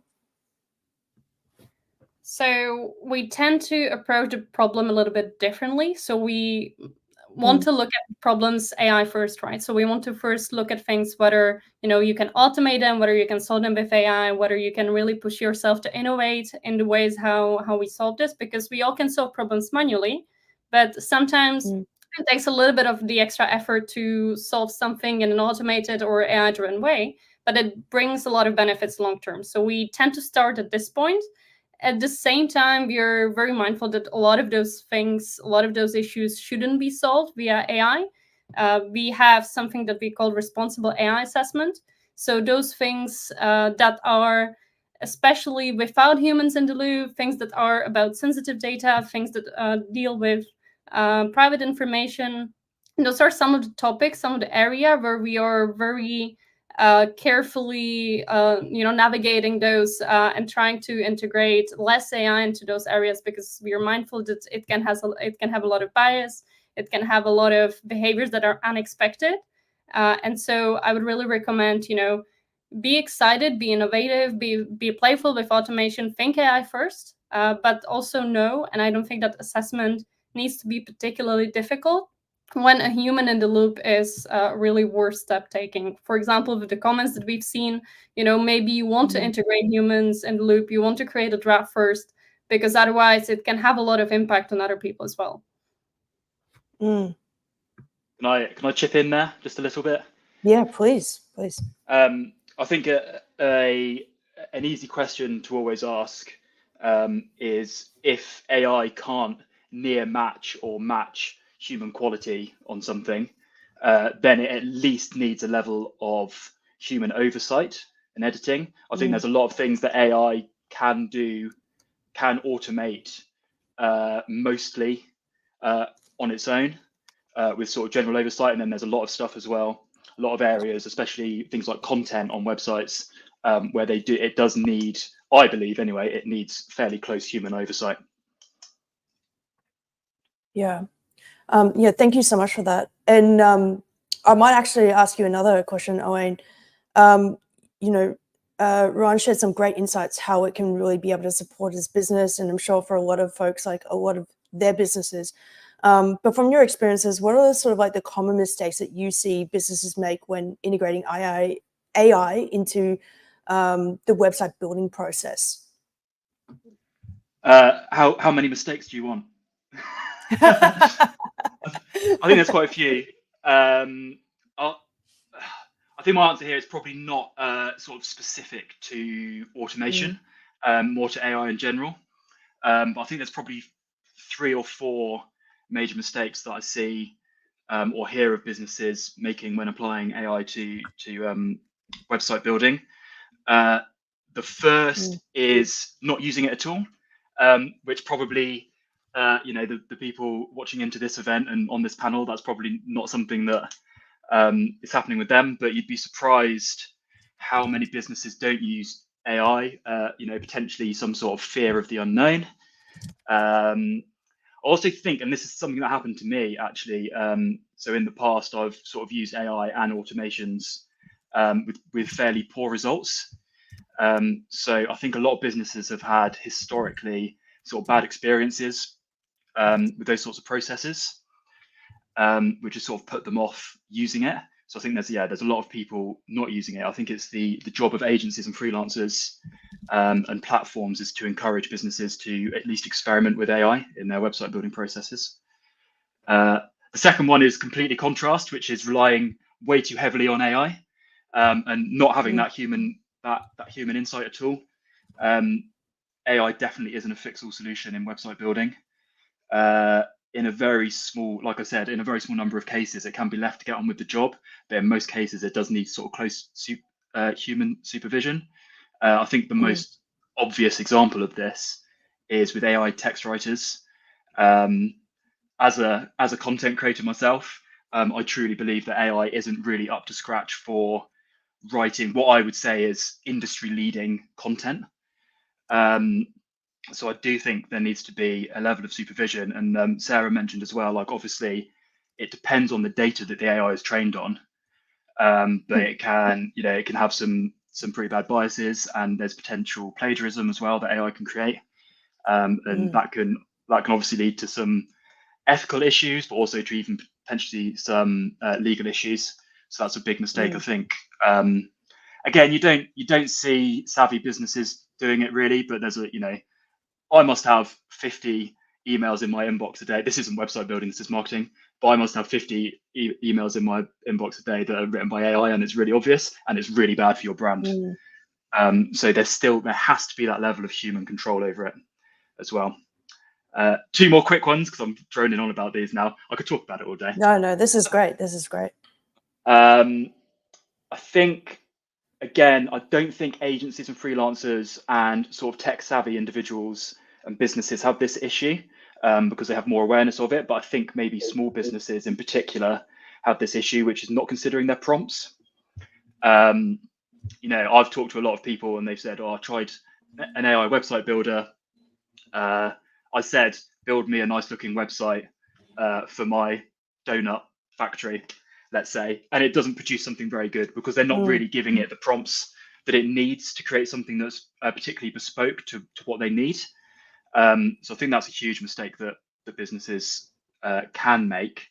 And it's something that is fairly easy to fix with the right sort of training or working with the right professionals in that space. And then the last one, which should be obvious from Ruan's presentation, is not automating. So yeah, I think a lot of people who are building websites using AI, they're doing it on a case-by-case basis.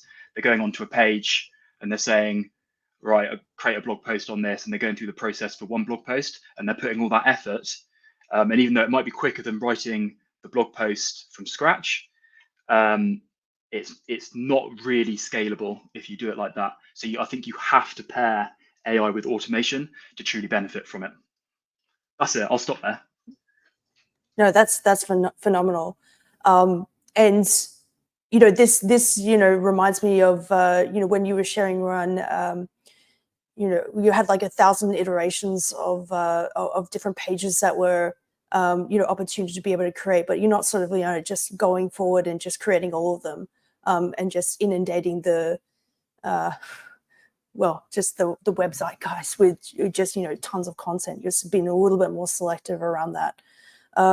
So how, like with all the things that Wayne sort of said, you know, what are the kinds of things that you could say to other agencies, you know, to really make sure that that quality control is in check in the way that, you know, you look to deploy new pages and you know, find a good cadence for that?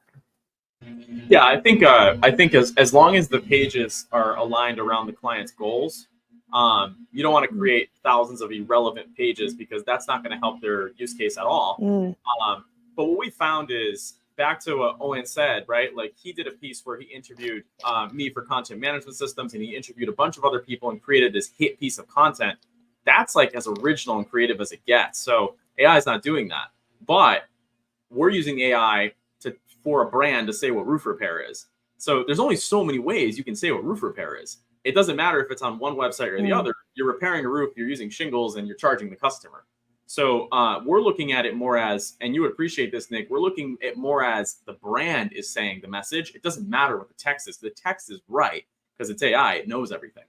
But when the brand authority of a website is, let's say, you know, 35, whatever, it's probably going to rank for that term. It's just important that they say something about it. And a lot of businesses are on a budget, so they don't want to invest in really high quality content writers. They want to just get stuff up and scale and go fast.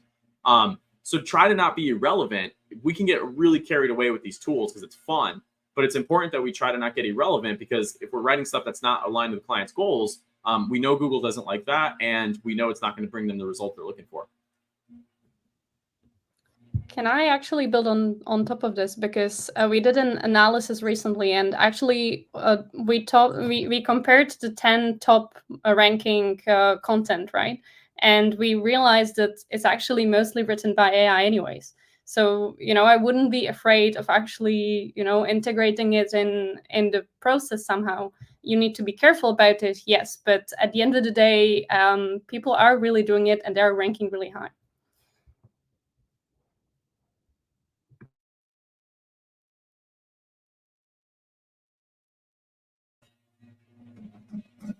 I think you're muted. Oh, wait, I can't hear you.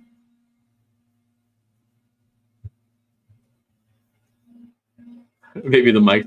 Yeah, but Sarah, I agree with that. And I think for most SEOs, as we know, a lot of it is because of domain authority. You know, the main metric really is that site getting links? Is it reputable? Like if Tech Radar put an article out about a website content management system, it's going to rank because they have good domain authority. And if you add the human element, it's going to crush it. So I agree. We have to work in tandem with the AI. I do have one, right. So this is probably something maybe for Sarah to answer, actually. One of my major concerns with AI and content especially is, and correct me if I'm wrong here, going a little bit more technical than I usually would, but AI content writers are trained on content that is on the internet, correct? So therefore, let's say 10 years time, all the content on the internet is written by AI, and then the AI is training itself on its own content. Is that going to be good content, or is that going to be bad content? I mean, there's an element within the AI content that you can generate that also comes from your own data, right? So, you know, it's that old saying that says garbage in and garbage out. So at the end of the day, yeah, it's not a desirable state where everyone just uses ChatGPT to generate their own content based on the previous content on the internet. I think what Ruan mentioned previously is that you have assistants that can be customized, where you can upload the things you have written previously, you can upload the things that you like, and you can tweak it a little bit, right? And I assume that this is something that, you know, when you look at the most ranking content, when you look at how you build your brand and in a scalable way, this is the type of, you know, automation logic that we should be really thinking about putting in place, rather than just going to ChatGPT and saying, "Oh, write me a nice article about, you know, fixing roofs." Thank you so much for that. And thank you for your patience while I just changed over my microphone.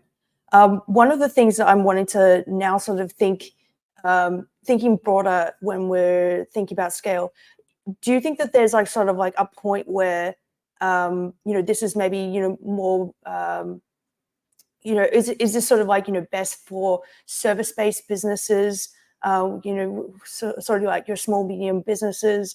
Does this sort of work with, e-commerce businesses? Like, what's the sort of like, perfect clients that you're really wanting to get to be able to make use of these, or, of this strategy?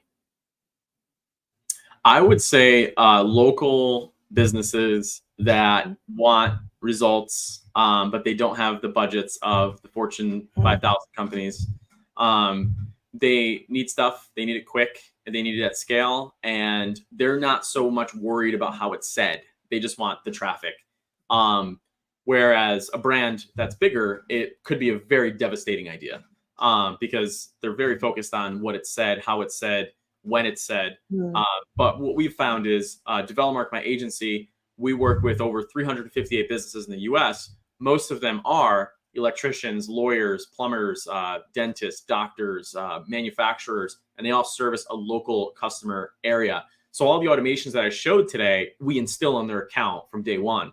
And so we see the new agency, the agency of the future, being this agency that has these micro assistants helping that brand scale and not spend time doing a lot of these different things. Because like we talked about before, look, a drain leak is going to be described the same pretty much everywhere. So why invest the dollars in the content when you can invest the dollars in the advertising, which is really what's moving the needle forward for a lot of these brands. So the agency of the future is going to enable their client to have all these micro AIs doing these different roles, almost like assistants, allowing them to accomplish more faster. And I think the agency that provides that for their clients, like the Zaps that I showed today, or the automations that I showed today, you're always going to have a unique selling proposition. Thank you so much. This is really good to sort of touch on, and I'll go to a question that we had in the chat. Hoz A, don't know what your last name is there, but he asked, like, Ron, how would you approach AI if you're running a one-man show agency? Like, what are the top areas that you should focus on to get started and scale the business? And I think maybe just to tack on to that, because, you're the founder of DevelopMark, what does this look like from a financial cost to be able to put in this for, for an operational benefit? Yeah, the operational cost is your cost in learning tools like Make, in learning tools like Duda, in learning tools like CallRail. That's really the only operational cost. I mean, these softwares have made it so cheap to save you a ton of time where you're paying very little amounts to get good at it. And so I would say it's probably a weekend of learning, another weekend of executing, and then another weekend of actually implementing it on a real client. So in about a month's time, I think you can have this set up for a one-person agency. Now, if I could go back and I could scrap my agency and start over, my approach would be, not only do we manage your digital, but we have these AI assistants, and I would get very clear on what those are and offer that to all of our clients. The good thing about a lot of these tools is you can templatize them and just duplicate them when you get a new client. So you don't really have to spend too much time automating. But it's really important that you understand the key fundamentals of the automations, which, again, there's a trigger, there's a response, and it gets published. That's the ultimate of it. And you can go to the moon with it. These tools offer so many different options with it. So I think for real reasons, if you're a one-man person or a two-person agency right now, this information is going to help you more than a bigger agency is. Because they have execution costs, they have team members that are already doing these roles, they don't want to downsize. There's all these big problems that they have. So if anything, if you're small right now, you are prepared to be the agency of the future. Yeah, wow. Awesome. I mean, that, a couple of weekends to be able to basically get what, well, in my last role, I was doing operations for a fairly large agency, and just the operational time and I guess, cost with, with our time and integration with different CRM tools. that really can be able to cut down a lot with that. Yeah, so thanks so much. Alex Colon asks, I'm a one-person agency with the occasional subcontractor. 75% of my work goes through AI. Only where this is possible, this is exactly what I needed. So thanks so much for that. I might go back up to Erica Mikuai's question. How does AI deal with duplicate content? Because again, like for a lot of people out there, it's really easy to be able to integrate that, but quality and quality control is so imperative to be able to make sure that this can really save the reputation of your own brands, like with your business. So from your experience, like how does this deal with duplicate content? For me, and I would love to hear the perspective of Sarah and Owen too, because they work on bigger brands, right? For me, it's a business is going to say the same thing as another business because it is the same thing. And as I kind of reiterated before, we found that duplicate content doesn't really mean much. What really drives the needle for the SEO, let's say, is the backlink portfolio and the domain authority. At that point, you can duplicate content all you want, not the same content on the different URLs. That's not what I showed at all. These were individual URLs with targeting different keywords. Now, if you had 10 pages targeting the same keyword, I mean, that's SEO Basics 101. So this isn't really a duplicate content issue. This is an AI content issue, if anything. So Google has already talked about how they're handling AI content, and they're saying if it's genuinely useful, you're okay to publish it. And so I think if you're creating URLs that are the same keyword, I would highly recommend not doing that because that is duplicate content. We don't do that. So I don't really know the result of that. I do know about keyword cannibalization, which is very possible. And the AI might spit words that are very similar, but we found that when it's on a different URL, it's treated as a different page. So it doesn't compare itself to the other URLs. I don't know if Sarah or Owen, you guys see something different with working on bigger websites and different brands. I'm not sure it's something different, but I guess one of the things that I would really recommend is that learn prompting and to really do your due diligence and structure your prompts and, like take some time to iterate, take some time to learn it, take some time to perfect the prompt that works for you and for your business. Find, or play around the assistants, find what works for you and what are some of the techniques. There are many frameworks out there that are just like plug in and play. So it's not something that's going to take you months or years or anything. But I think a real differentiator that you can all work on is to understand how to use those frameworks to prompt well. And then you will, I think, see that the results are fundamentally different. And I always use this kind of analogy with everyone when they first interact with AI and say, look, AI is amazing. It's like the smartest intern you've ever had in your life. But what you need to do is you need to guide them very well. You need to guide AI very well. And once you guide AI very well, it will do wonders. It will do absolutely amazing. But you need to do a little bit of work of explaining and guiding it in the right direction. Yeah, I can add a little bit, but probably not a huge amount to this. We don't use AI to write our content on TechRadar. So I don't personally worry too much about duplicate content from that perspective. My worry is other people duplicating our content, which can be worrying. I think for anybody who is worried about it, it's a fairly easy fix, and I'm sure there's an automation for it to just run it through a plagiarism checker. If you have concerns about it, is just to do that really. But yeah, that's my input on that. Yeah, I mean, I actually checked out a lot of your articles on TechRadar, and sadly, I didn't see a Zapier versus Make versus alternative articles. So, I'd love to see something like that. But your best CRM startup sort of 2024 was a great article. I think when it comes to duplicate content and I think it's very pertinent to be able to make sure that the quality is there. But I want to maybe divert to John Norris's question around maybe on like page similarity, and again, maybe this is around like, you know, prompt formulation that can really make or break, you know, the way that this scales. But just in the way of like, you know, let's just talk about indexation in the way that pages that are generated with the help of AI tools, you know, how do they sort of look?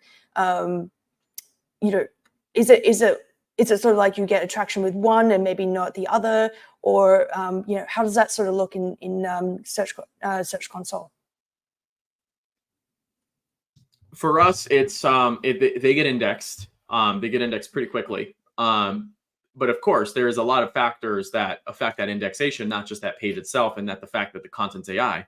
The sitemap being submitted, the structure of the content, the page authority, does it have history? A lot of those SEO factors, Develomark would never take a client that, generally speaking, doesn't have an established reputation. So it's a lot more than just that one URL. Now, with that being said, I think indexation issues only come if you're trying to cannibalize the same keyword over and over again.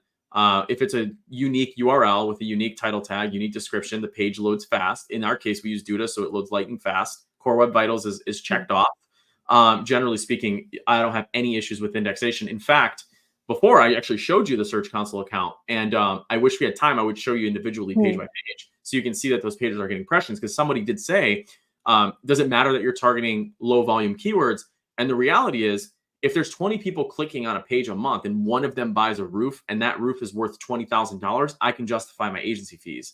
So if that's happening through multiple keywords all the time, then I will retain the client. So we actually don't need a lot of search volume. I think that's a big misunderstanding when it comes to local SEO. You don't need a ton of search volume. You need quality search volume. So we don't see many issues with indexation at all, as long as you follow the best practices of genuinely just trying to help the user. Sage advice. We're in the last 5 minutes of our session, so I'm just going to ask one last question. And this question comes from Ron Rose. So Ron asks, like, what do you typically charge your clients to be able to set up and scale? And I'm sure this is of great interest to a lot of folks. If it's so easy to be able to establish and incorporate, you know, what does the ROI sort of look like in the way that you charge? Yeah. So if a client of mine had a Make account and I was using their account to set up integrations for them, I would simply charge them an hourly fee, and I would set that hourly fee of whatever it is and give them a budget and then work behind that hourly fee. So let's say it was $2,000. I charge $200 an hour. It would take me 10 hours to go into your Make account and make the changes. Now, if I'm taking you as a retainer client and you want to make $1 million in revenue, that's a different conversation, because that's growth, right? So growth selling is different than deliverable selling. And so if it was growth, I would charge them a retainer fee to manage all of it for them. So then I would make the decision of whether it goes on Make, whether it goes on Zapier, Duda, WordPress, blah, blah, blah, blah, blah. And in that case, the retainer fees are, generally speaking, anywhere from $500 per month to $5,000 per month. And our agency does it very simply. Whatever your budget is, we divide that down by the hours. So if you're paying us $10,000 a month and our rate is $200 an hour, you're getting 50 hours a month, right? And that 50 hours is distributed across design, SEO, technology, the automations I just mentioned. But again, guys, you can do this as an individual service for businesses. It doesn't just have to be the traditional digital agency model. You can go to a business and say, hey, we can automate all of these things for you. Here's the fee. So it's not something that we do individually at this time. But if I were to sell it, those would be the two main ways. That is awesome. Thank you so much. Look, we have had an absolute influx of some incredible questions from the chat. Thank you so much, Ruan, Sarah, and Wayne. Before we head off, I'd just like to take a quick minute to be able to ask folks where you can be able to find you guys after this, because no doubt that there's going to be a ton of follow-up questions, and kudos, no doubt. So, Ruan, I'll start with you. How would you like people to be able to contact you after this? Yeah, so the main way is LinkedIn. That's the place I'm most active on right now. It's like my new Facebook. And then if you want to check out our new tool, it's not out yet, but it's splashdashAI, which is doing a lot of this kind of stuff I just talked about. And those are the two main places that I really spend my time, is working on my business and then also on LinkedIn as well. Amazing. And Sarah, what's your preferred point of contact? Yeah, I'm actually the same. So I'm also on LinkedIn, and you can reach out. I'm very responsive as well. So just ask any questions about AI automation. I love those topics, so don't hesitate. Awesome. And of course, Owain, thank you so much for being here. How can people be able to reach you? Yep, same again. Safest place is LinkedIn. Just put my name in, you should be able to find me. I've got a website as well, ojawilliams.com, that's got some contact details. And it would be remiss of me not to mention that you can find all my content on techradar.com. 100%. Well, thanks so much, guys. Really, really appreciate it. Again, if you're still here, stay tuned. We will be here for session 3. And of course, we'll reminder all of the sessions will be available later. And if you register for DudaCon.duda.co, we'll be emailing them to you too as well. So you can be able to find them afterwards. Thank you so much, guys. I really, really appreciate your time. It was awesome. Thanks, guys.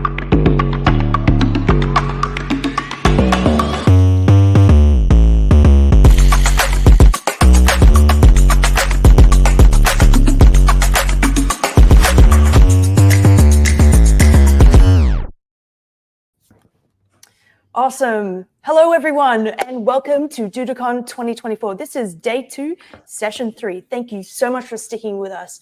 And if you're just tuning in, great to have you here. This session is all about helping small to medium businesses sell like the big brands by blending their online and offline presence. Omnichannel isn't just for big retailers anymore. Your customers, whether they're online or walking into your store, expect a seamless experience. So we're going to unpack how to make that happen and why it's critical for your SMB clients. I'm so thrilled to be able to announce you to our keynote speaker, Oded Owaknen. He is the Chief Revenue Officer at Duda. Oded's been leading the charge in growth and customer success, driving strategies that really be able to help businesses thrive in an increasingly complex digital environment. He's got a wealth of experience, and today he'll be sharing his insights on how SMBs can elevate the game. So it's so great to have you, Oded. Hey. Hey, great to be here, Nick. Thank you for the introduction. No worries. Of course, joining him on the panel, Florian Hübner, the co-founder and president of Uberall, a leader in location marketing, instrumental in helping businesses bridge the gap between their online and offline customer experiences. His background in computer science and passion for innovation have positioned Uberall as a key player in the industry. So it's awesome to have you here. Hey, Florian. Hey, Nick. Thanks for the intro. And I love your energy level. Oh, come on. It's DudaCon 2024. It is exciting stuff. And of course, joining you on the panel, we have Shay Howe. He is the Chief Marketing Officer at Active Campaign. Shay leads the charge on marketing, customer activation, and platform strategy, and his product-led growth approach has turned Active Campaign into a global powerhouse. He's here to share how SMBs can be able to harness these strategies to grow their own businesses. So thank you so much for being here, and welcome, Shay. Yes, thank you so much for having me. I'm excited to be here and been enjoying the content and day so far. So thank you. Awesome. And of course, lastly, my name is Nick Ranger. I'm the Senior Technical SEO at DudaCon Marketing. I'm the Chair of SEO Collective Australia, Google Women's Tech Maker Ambassador, and of course, your host for this session. If you're an SMB owner, a digital marketer, or someone who works closely with small businesses, you're in the right place. So I reckon that's a great segue to be able to get started. Oded, Florian, Shay, if you could please share your slides.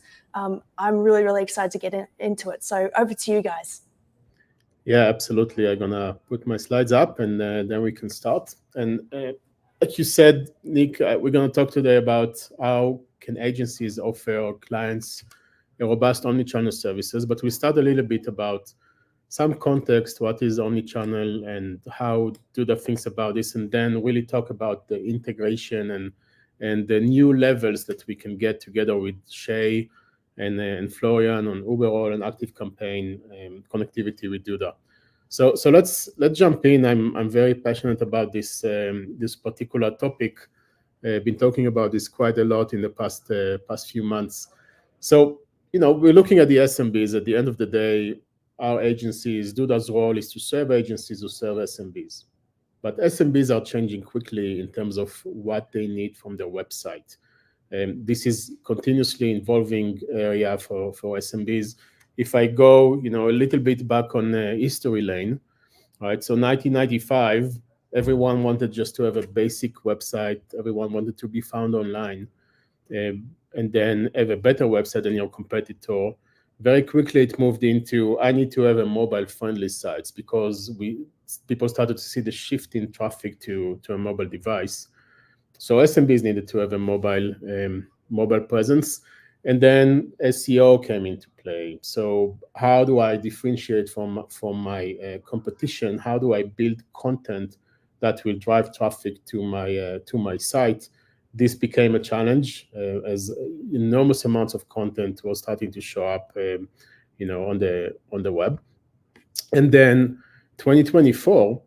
You think about those businesses, it's not enough to have a website or a brochure site or a contact form for lead generation. Both the consumers and the SMBs are expected now to be transacting online, to be able to buy products, buy services, to pay for goods, to pay for services. Everything is being done online. And if you don't provide that capability, you kind of stay behind. And then the last thing is, and we're going to talk about this a lot, it's not enough to have a transactional website that allows you to do all those things, but we see that consumer behavior is really changing, and the omnichannel approach, the mix of offline and online services and retail is growing significantly, and SMBs need to catch up and be right there. So why is that? Right, customer expectation, the consumers are changing, they are transforming. They want to be able to transact at the point of sale. They want to be able to do it from their phone, their desktop, on social media, name it. There's so many different ways to be able to transact online. And not only that, we see pretty amazing pieces of data. We're looking here at Capital One shopping research that they did earlier in the year, and we find there that 90% of consumers are actually using multiple devices to complete a task. So if we thought, if you were in a mindset that you go on your mobile phone, you look for a product that you like, you finish the transaction, this is not the case, but dramatically this is not the case. They go through multiple devices or multiple places in order to complete that transaction. We see that those are 91% more customers when you compare it to a single channel business. So obviously the number, the quantity, the revenue, everything that SMB is generating is growing dramatically. And we see 251% increase in consumer engagement when they use multiple channel. So very convincing numbers here from Capital One Shopping that tells us how consumer behave and what is it that they expect today from their SMB or from any kind of merchant or service that they are engaging with. So let's understand what is omnichannel example. And I think many of you we all consumers at the end of the day, many of you will feel that, hey, this is what we do on a daily basis. So let's think about this flower shop, this florist, could be downtown here, down the street from us. They want to be able to sell, in this case, flower arrangement course, and do it through an online checkout process. You purchase the course, you get access, it's maybe a membership, and you can now actually learn online from the expert. At the same time, you could go to that same store locally to your town or to your neighborhood and purchase physical goods. Now, two complete different experiences, one merchant, one SMB that needs to consolidate consumer information, payment options, services, products all into one inventory. Sounds very complex, right? We'll get to it in a second. Another example is boutique gyms. So, when you think about this 24/7, there's large gyms everywhere in the world, they already have a system that allows you to book classes, they allow you to sign up for membership, they allow you to come and pay in the gym for a session, to book like a private training area. They have all that. But there's so many small private-owned gyms that want to offer a competitive offering to their customer. Can they do that? It's very complicated. People want to have that capability when they look at their local gym. Those boutique gyms do not want to stay behind. So how do we provide them that option? It's something that we'll talk about, to be able to be found, to be able to transact, to be able to combine offline and online experiences with different services. That's another example. A very big one that we're all using is restaurant, right? We book online many times, we book a table, then we go to the restaurant physically, we pay for the service we got, we pay for our food. Some restaurants are doing catering, some are doing deliveries, some are doing, events. How do you manage all that through one web experience or through one interface? That's a challenge for a small restaurant, unless you start to pay to third parties, and then your margins are going lower, and it just becomes too complex to manage with different platforms and different solutions. Can we offer a restaurant and a local restaurant a solution that will give them all those options in a pretty low cost, but a very reliable and simple solution to implement? That's another example. So obviously, for an SMB client, the agency's client, there is a huge opportunity, which is increasing their business growth, increasing customer loyalty, increasing satisfaction, increasing eventually revenue and the success of their business. But what's really important here is the opportunity for the agencies, right? Because we know agencies, we can acquire tons of customers, we could be very successful, we can offer the initial offering. Then there's the question, can we grow with the business? Can we supply more and more requirements that the business has throughout their lifetime as the business continues to grow?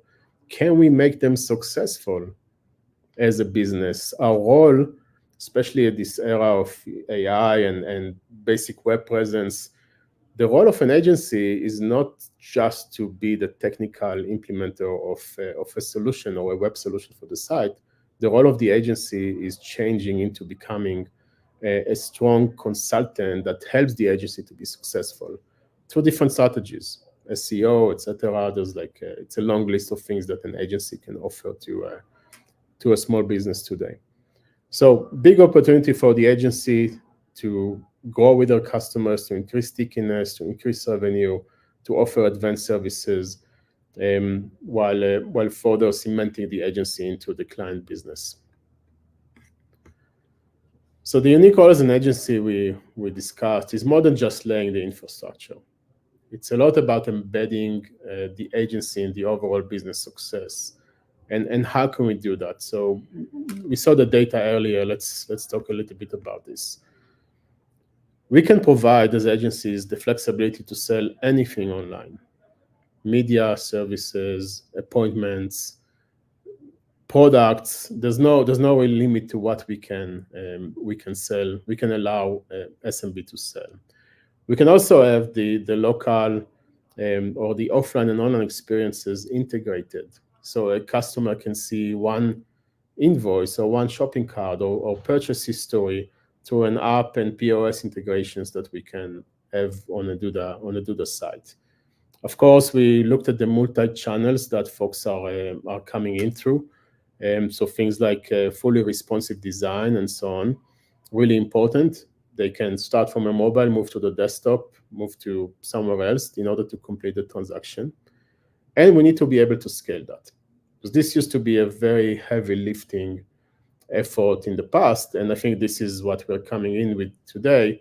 We could do it at scale with pretty simple tools, or I would say sophisticated, simple to use tools, being assisted by a lot of automation and AI in order to create that experience for small businesses. So that's pretty exciting stuff that we bring to the table now. So with that said, we kind of established, I think, the foundations of what it means to sell, what SMBs are looking for today as they are changing and growing and moving more towards the future. I want to talk about one common myth, because we mentioned the complexities and we mentioned the significance of creating a solution like that. that omnichannel is only for the big brands. I don't think that's the case anymore. So let's see why we thought this is only for the big brands, right? Too complex to understand and operate. There's lots of moving parts, lots of integration, lots of pieces that are required in order to mix all of those. Think about like Target as an example that offer so many experiences through their online presence. You can buy on the site, it could be shipped to you, you can pick it up, you can go in the store, you can. So the myth is that I have to be a Target or an Amazon or Best Buy in order to be able to provide all those experiences through my website. We'll see that this is not the case. Omnichannel requires, as a result, a lot of extra work, staff, and infrastructure. Could be the case. There are much better ways to do that, and especially if you're a small business, we'll talk about this. And same thing with deep pockets, right? Building an operation like that could be extremely expensive, but I think with technology, with integrations, with what we're talking about today, between Duda transactional sites to other compelling elements like marketing automation and the ability to be found and optimized on your customers based on their behavior. Those are the things we'll talk about in the next 45 minutes, and we'll see that this is really an offering an agency can propose to their customers. So from technology to success, enabling SMBs to thrive in an omni-channel world, what does it mean?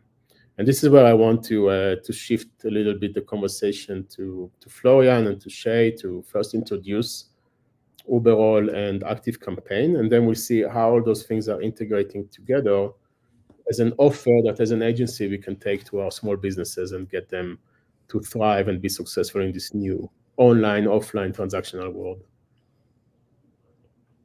So Florian, why won't you take it from here? Yes, thank you. Let's take a moment to talk about Uberall and the value we bring to businesses in with regard to the omnichannel topic. Yeah. So first of all, at Uberall, we are all about putting every single business on the map, and that is literally and figuratively. And with that, we empower them to connect with their customers by ensuring that their online visibility is optimized and their reputation is well managed, and they can really stay on top of all the channels that customers are using to try to connect with them. And of course, our platform makes that incredibly simple for businesses. And with that, they can manage this omni-channel presence, whether it's across search engines, social media platforms, online directories. And really, this allows them to stay in front of the customer wherever they are. And I would say what sets us apart is our ability to boost engagement. This is becoming more and more important, and you've also been speaking about how all of this should really lead to transactions in the end. And we do this by enhancing pretty much every customer interaction to drive more foot traffic and revenue, and ultimately helping businesses build stronger relationships with their local customers. And of course, with more and more AI-powered automation and real-time insights, businesses have a much easier time to get this done, can make smarter data-driven decisions. And in the end, all of this allows them to stay competitive in today's really fast-moving world. And I also want to add, still, oftentimes this is a huge opportunity for all the people running and working in agencies watching this session to help them getting things done and initiating, how to have a strategy to engage with local consumers, to get them from a Google search to a website to booking a table, booking an appointment, reserving a product. And I think it's a tremendous opportunity to get this from 0 to 1. But I don't want to talk about this for too long. I think with this, I can probably hand it over to Shay. Thank you, Florian. Appreciate it. If you're not familiar, I can share a bit about ActiveCampaign, and that is which we would be the world's leading intelligent marketing automation platform with the goal and idea of inspiring marketers to achieve more than they ever thought possible. I can break that kind of into two. We talk about marketing automation. A lot of folks think email marketing, they think lead generation forms, maybe some simple odds and ends there. We think about it much, much deeper than that, and that I want you to be able to use all the different tools you use to run your business, recognizing and realizing those will be different for every single business, as they should be, and that we want those to come together through integrations, that the data in those come together in a unified manner so that you can pull insights from it, take action on it, put it back into use across several different channels, which we'll dig into here a little bit throughout the conversation. And really thinking that idea of how do we do that intelligently and at a level of scale. And we go deeper into that, inspiring marketers, in that we have a platform that works around this idea that it will suggest, adapt, and validate what you're doing. So you could be a marketer that is brand new to marketing, honestly, figuring it out. Maybe you have a small business and you are the person wearing all the hats. We will help and guide you on what type of automations could you be running. After you have one running, how do you run the second one based off what we're learning in the product or platform? Or you could be the marketing team of an enterprise growing and looking for ways to basically accelerate different odds or ends of your funnel, how to drive greater personalization, and really dig through the weeds of what's possible. The platform has a significant capabilities around artificial intelligence or AI, and that of truly how are we digging into those details and layering all the data and channels on top of that. So I always like to tell folks there's almost no thing you can't do with ActiveCampaign. Sincerely, like it truly can be solve all the different type of customer experiences you want. It's just a matter of trying to dream those and put those together and then run those at scale. So we'll dig a little bit further into that as we get into more of the omni-channel conversation. Yeah, great. Thanks, Shay. So let's see it in action. We picked up like one flow, but obviously many flows can be implemented. There's no limit, and I think the interesting thing about the flow that we're going to see is that those integration points that we have between the Duda transactional website platform and the ease of building those sites and serving those customers through the integrations we have with both ActiveCampaign and Uberall, and that can create a full experience for user that we can change the way you see fit for the SMB or the way the SMB wants his customers flow to look like. So I'm just going to go to this example, kind of describing a flow and maybe sharing flow, and you can jump in based on where Uberall or ActiveCampaign fits in. So we start with the user that clicks on a PPC ad. It could be on Facebook, Google, doesn't matter where. We were able to attract the user to the website. He goes to the website and he starts to browse for products and services. Very simple so far. But this is when it starts to get interesting. Shay, maybe you want to talk about the ActiveCampaign piece over here. Yep, yeah, for sure. So say you're on a Duda site, you can embed an ActiveCampaign form, of which as you capture that customer's or kind of contacts information, you can sync it directly into what would be your contact database. And from there, it kind of opens up a world of possibilities of what you might begin to do with that data, as I think you'll see here as we kind of walk through more of this customer journey. Yeah, so there you go. Yeah. So the first step of that could very well be sending out an automated email. And that automated email can be personalized. We like to think about this in a sense of it's not sending the same email to every single person, but it's truly starting to understand whom that person is, what their interests are, and what type of content or what type of offering might be best for them. So in this scenario, you might have actual fields in that form that are asking them details about location, company size, vertical, et cetera, that could then fundamentally change how you email them thereafter. But it could even be further than that. It could be based off of a website tracking that we have where you're seeing which pages of the website they're visiting. Are they browsing certain blog categories, or are they browsing certain categories of an e-commerce store? So you can begin to predict and start to understand, hey, they're looking at this category, so we'll want to send an email largely around that. Or hey, they visited the pricing page 3 times in the last day, so maybe we want to actually send them something slightly different there.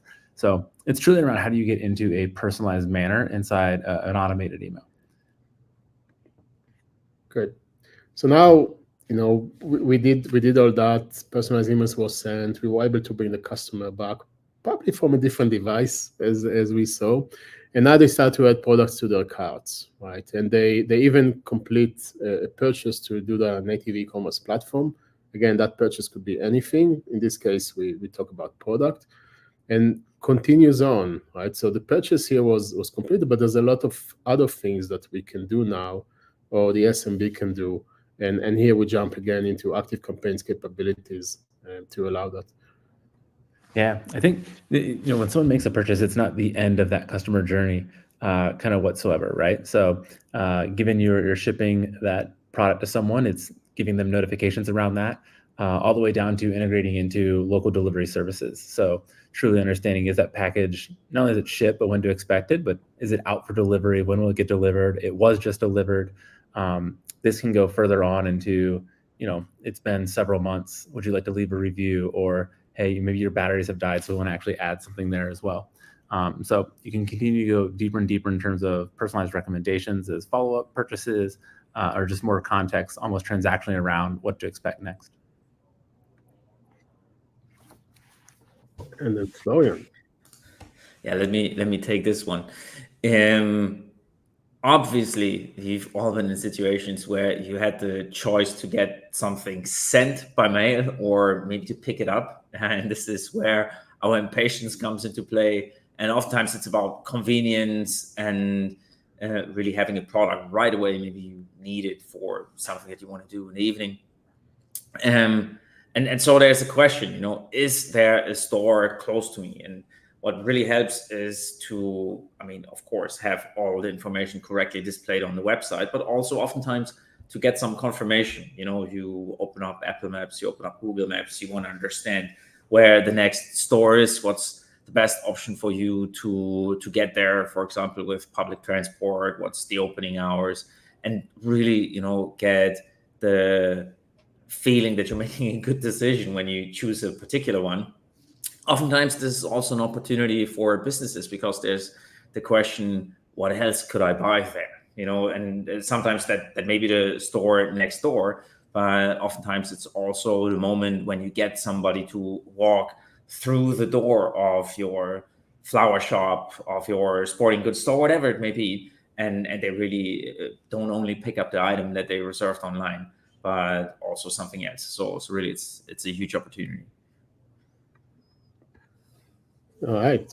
So this is where the offline online comes into play, right? Customer could choose an in-store pickup, visit the SMB physical location, which is obviously an opportunity here for the SMB once you have face-to-face interaction, is to do another upsell or to kind of create that loyalty that we need. We'll talk about it a little bit more in a second, but they come here to collect their online purchase from that merchant.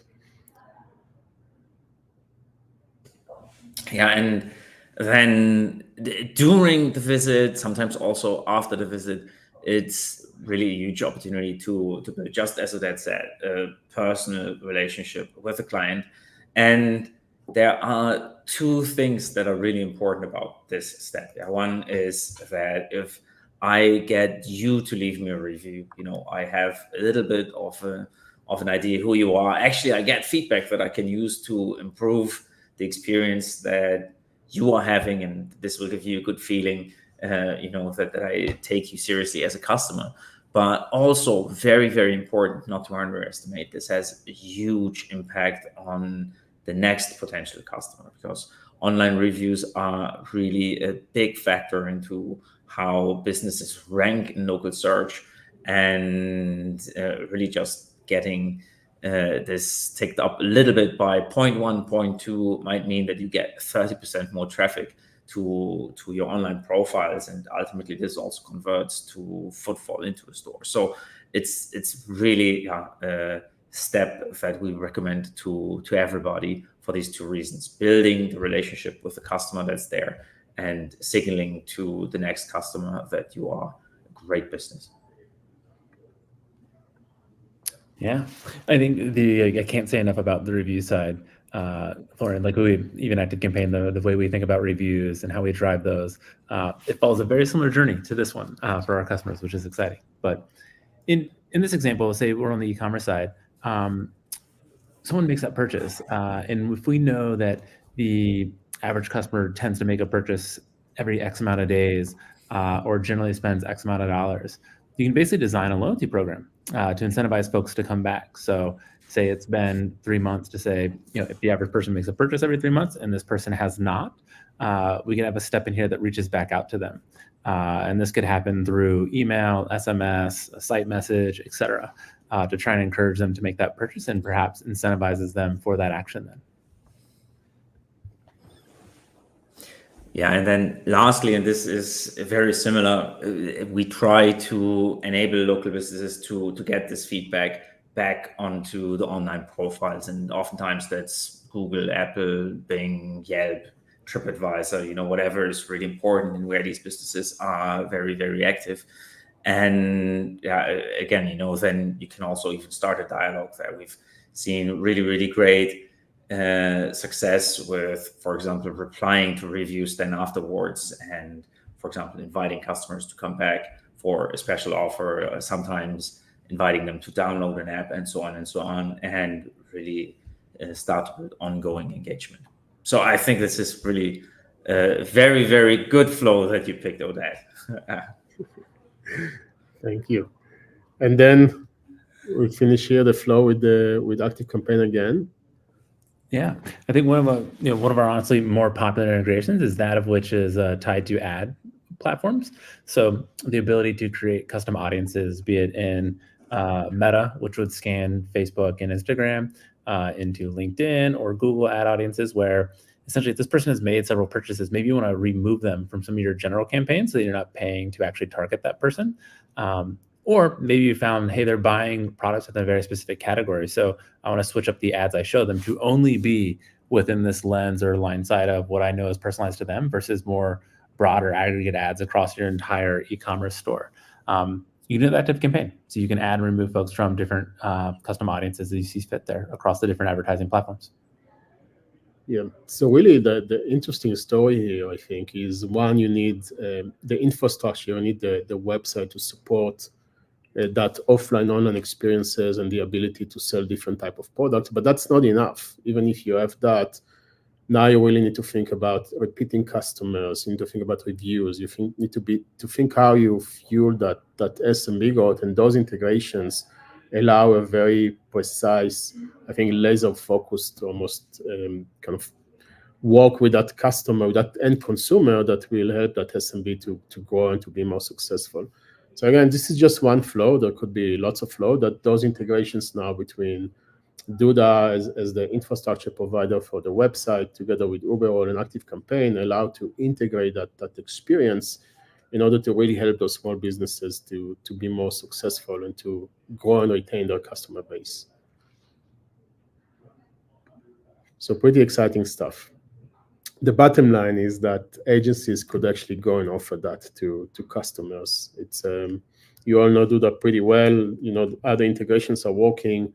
It's something that we can start offering customers like tomorrow. So now we have a little bit few more myths here and questions that we received and we want to answer. And I'll stop the presentation and we can take those questions. Yeah, thank you so much, guys. That was phenomenal. I think everyone that is watching this is just really starting to appreciate like how it's evolved. I mean, we've really reduced the cost, but it's really without sacrificing the complexity or the competency of what small medium businesses can be able to expect from software suites to be able to really enhance their business offering for customers. I think it'd be really good to maybe just go back and explore some of the most common omnichannel myths. Like Oded, you were talking about like the only omnichannel is really only there for retail players. Do you want to talk a little bit more about what that means? And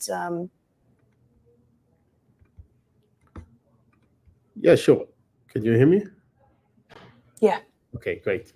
So yeah, on omnichannel, I think when you think about this, so first it's the experience, right? It's how do you find, how are you able to find anything online and to be able to transact? And it could be, when we talk about retail, it's just one thing, but we saw a few examples of how transactional sites allow us to get service-based clients to sell almost anything online. And I'll give you like a personal example of something that happens to me every month almost. So, I live in Colorado, and I have a landscape guy who comes to my house every week to mow the lawn. That's pretty typical. At the end of the month, that guy is sending me an invoice through a text message. Why? Because this is how he operates a business. That landscape guys, they come, it's mostly like word of mouth, or they go in the street, they leave flyers and so on. But then when payment time comes, in 90% of the time, I actually forget to pay them because there was a text message, and that text message gone nowhere. Imagine that landscape guy had a subscription service online that I could go through my mobile, go through my desktop, go through every other device or channel, and be able to just subscribe between the month of April to October, pay this amount of fee for the service. That would make my life much easier. That would make their life much easier. They won't have to chase me to pay them every month because I forget. And that's a good example of a transactional side capability that we as an agency can offer to those service providers. So it doesn't have to be just a physical product that you're selling. It could be a combination of services. It could be a combination of even services like booking, that you want to book online and you want to reserve a table in a restaurant. And that could be combined with the offline experience that we all know of, going to the local business and go there. So definitely not just retail players can join that growing kind of desire on the SMBs market to be able to transact online. I think there's a use case almost for every type of service or business out there that needs to transact through multiple devices, through multiple access points, and be successful. That's awesome. I think that's really going in to be able to start to really fill the gap in. And my next myth that I would love to be able to bust is like really just the omnichannel is just about the technology. I mean, Shay, I'd love to hear your thoughts on that. Yeah, I think it's easy to assume that, right? And that technology drives a lot of the different channels. And while it plays, I think, that crucial role, more of omnichannel is about the ideal customer experience and how you deliver that.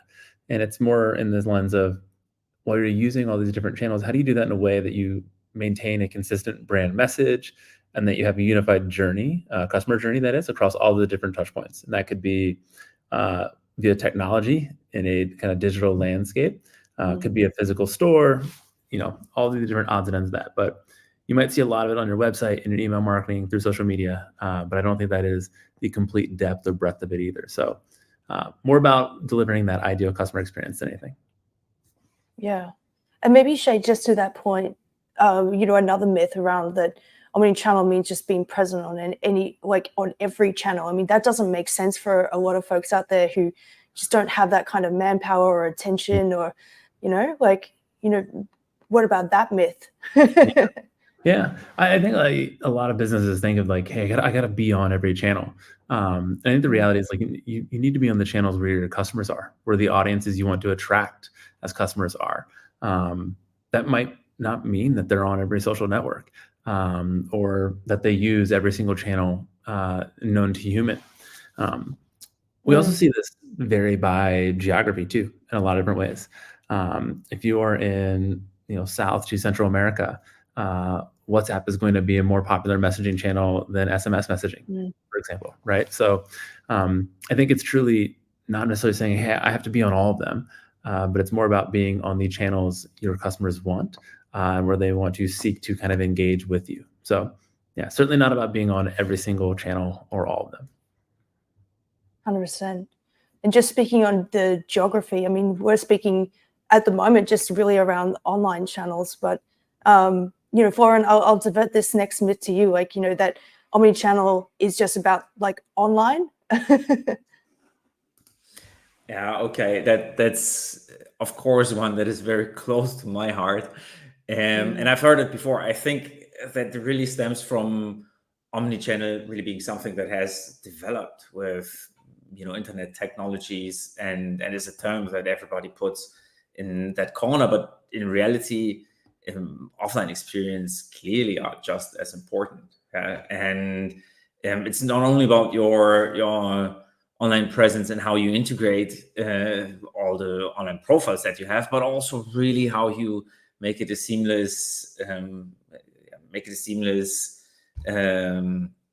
transition to how people experience the interactions that they have with you in your store. And ultimately, this is also really when they get the product oftentimes, when they really get the food that they are buying in a restaurant, when they are really, seeing the gym that they are going to, when they are really picking up the flowers from the flower shop. And, we must not forget that even if we get all the technology right, if the product isn't great, and if it really, and that may just be the case, does not match the expectations that we create online, then we are in trouble. So when a customer looks you up online and decides to visit your store, that transition needs to be smooth and needs to feel consistent. And omnichannel means really creating this unified journey where every touch point, online and offline, just work together. Yeah. And to that point, I mean, from what Oded was saying, like with his example, of the landscaper coming in to mow his lawn every week, to the to the florist selling online courses. I mean, the perception is that every single thing is all the gaps are sort of filled in.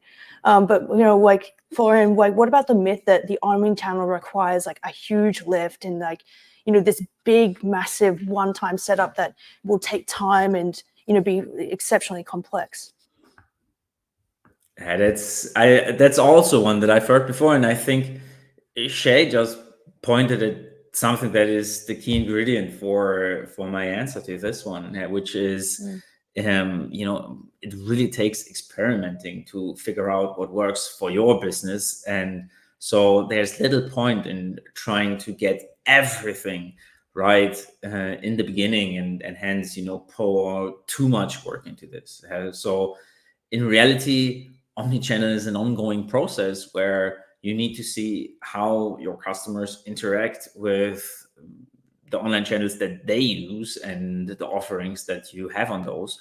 And that can be Google searches, social media, but also phone calls, or as we just said, walking into your store. And I mean, we've all seen that as time goes on, new platforms emerge, and that can be messaging, that can be booking platforms. They gain importance, and then your business needs to also be present on those. So it's not about doing everything at once. It's rather about growing and adapting your channels as your business evolves and see what works for you, and really again, ensuring this seamless experience. And really just echoes what Shay was saying before about really just think about, what your business is well suited for the target audience. I think that's a really good segue maybe to start opening up the floor for some of the audience questions. We've had some really good questions that's come in throughout this talk. I'm going to ask Alex Colon's question, because I think it's sometimes like, much better when it comes, from the source directly. But a lot of what we see is we'll see these, single providers, really just offer, just like an email marketing service or an SMS marketing service. What's your experience from having folks talk to your team, Shay, around, like how to be able to switch from that to maybe something that's a lot more integrated with ActiveCampaign? Yeah.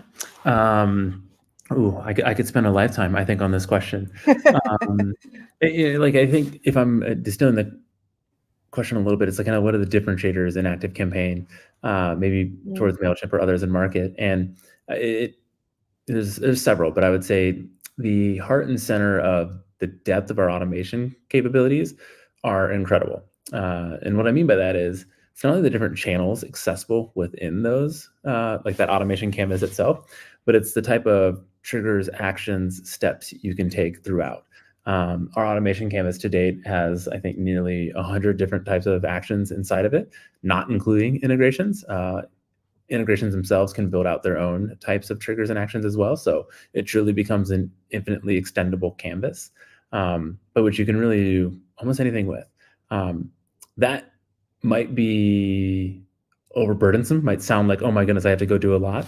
I would say the key to that is a lot of these integrations end up building that themselves, or ActiveCampaign helps build out some of those capabilities for folks in a way that truly keeps it in an intuitive, leaner nature. I think behind that, like if you get into the email marketing side, Nick, like our deliverability would be best in class. The actual email designer, like canvas you get behind that has very intuitive yet incredible detailed nuances in the settings and capabilities you can create there. So I know using other platforms at times, I'll get limited by the designs or the creative I want to create. ActiveCampaign is going to give you far more control into that. And then I'd say on our reporting side, it truly goes much deeper into how do you report on all the different automations, emails you're sending out, the details and depth of integrations, automations tied to it, to truly help you like glean the insights of what do we go do next? What could we do from here? I could keep going, but I'm going to pause there. Excellent question, Alex. Thank you. Another great question that we've seen from the audience as well, from Mr. F, who I'm going to just autocorrect to Mr. Fantastic, is the expectation to turn these tools over to the client, or that the agency uses these integrated tools and charge for the product and the service? This is a really, really great question in the way that like client management, project management, like how much do you sort of pull back the curtain to be able to allow to see for that integrated experience, or whether it's something that's best sort of managed purely by the agency. I might take this question to both of you, to Florian and to Shay, to answer this question. Yeah, then let me maybe give it a shot first. So I think the answer is both. Yeah. So what we've seen most often is that these tools give business owners the possibility to really see a lot of what's happening and to be involved in these processes, but then again, to also concentrate on their business and really, what's at the core of what they are best at. And I think, this is where agencies come into play to really run this as a do it with me model. And oftentimes, business owners take great pride in their website, and they take great pride in their online profiles, and sometimes, the social posts that they are doing, but really turning this into a discipline that covers all the aspects that could be valuable for their particular businesses, oftentimes is too much time-wise, capability-wise, but still worthwhile to get done. And we see that there are a lot of things that agencies can then basically co-pilot with them, and that's the creation of content, that's really helping with some of the analyses behind the scenes and laying out strategies for the next campaigns, and really how to engage with users. And oftentimes it's also really to be there and guide them to some of the steps that they want to be doing themselves. So I think that really for businesses that get started in this, but also for the ones that are more sophisticated for different reasons, there is the biggest potential for do it with me models. And hence, this is also not only I hand the tools over, but really I hand the tools over and then guide my clients through what's possible with them. Yeah, Florin, I'm with you. I think it's both, and it's not one size fits all in nature. I think the first thing you'd have to ask yourself about your own agency is, what do you have the skills or bandwidth to handle? Because it could go in a lot of different areas or natures from there. And in that, I think evaluating what of those channels are more broadcast versus conversational. And what I mean by that is, broadcast might be in the lens of running ads for folks. So integrating into the different ad platforms to design creative messaging, positioning, do retargeting, essentially going out one direction, right? And that's probably where an agency can accelerate and do some interesting things. When it becomes more conversational, be it SMS or WhatsApp, like, can your agency actually manage maybe the responses that come in? And in conversational lenses, how well are you equipped to support potentially sales conversations, support conversations, et cetera? And I think plenty of agencies don't want to get into that side of it either. So that's where I'm thinking it's probably kind of up to you and the agency, but I think the interesting thing about a lot of those more conversational channels is that they blend between marketing, sales, service, support, et cetera. So you're probably going to have to play into them to some degree, again, if that's where that end customer's kind of audience is. So I think you'll need to be there in some respect, but whether you completely own that or kind of co-manage it, I think kind of can vary in that respect. Yeah, I'll jump in as well on this one. So, with over 20,000 agencies under Duda management, we see a lot, right? We see many, Florian, like you and Shay mentioned, some agencies will just they build the product, they build the solution, they'll push it to the SMB to manage, and some other will actually maintain as part of a much broader strategy to support that business and to grow the business, bring them to success.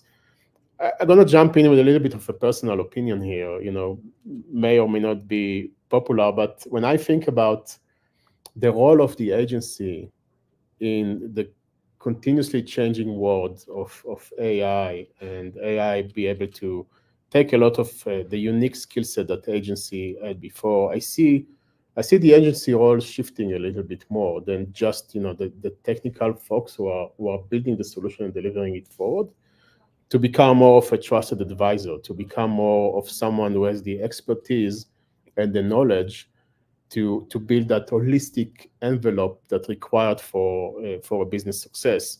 And that requires everything between SEO to be found, to retain those customers, to bring them back to your online or offline store, to merge those experiences together. And I think it's too much for a small business to handle in most cases.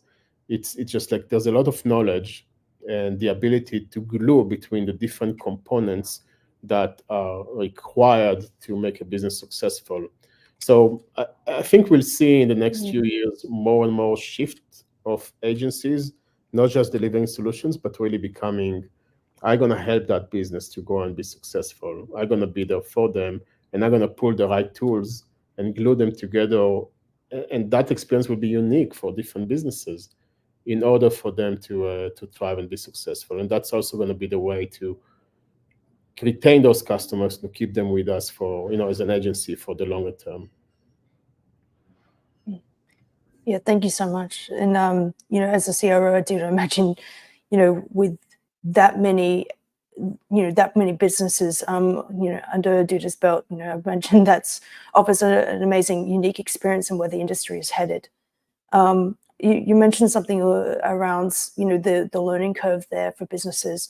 I might direct this question to you, Florian, because, when it comes to location marketing, I mean, I guess, you would have seen firsthand where businesses can really go wrong there. From your perspective, what are some common mistakes that you see, SMBs make when trying to implement omnichannel strategies, and, what do you think about how they can be avoided?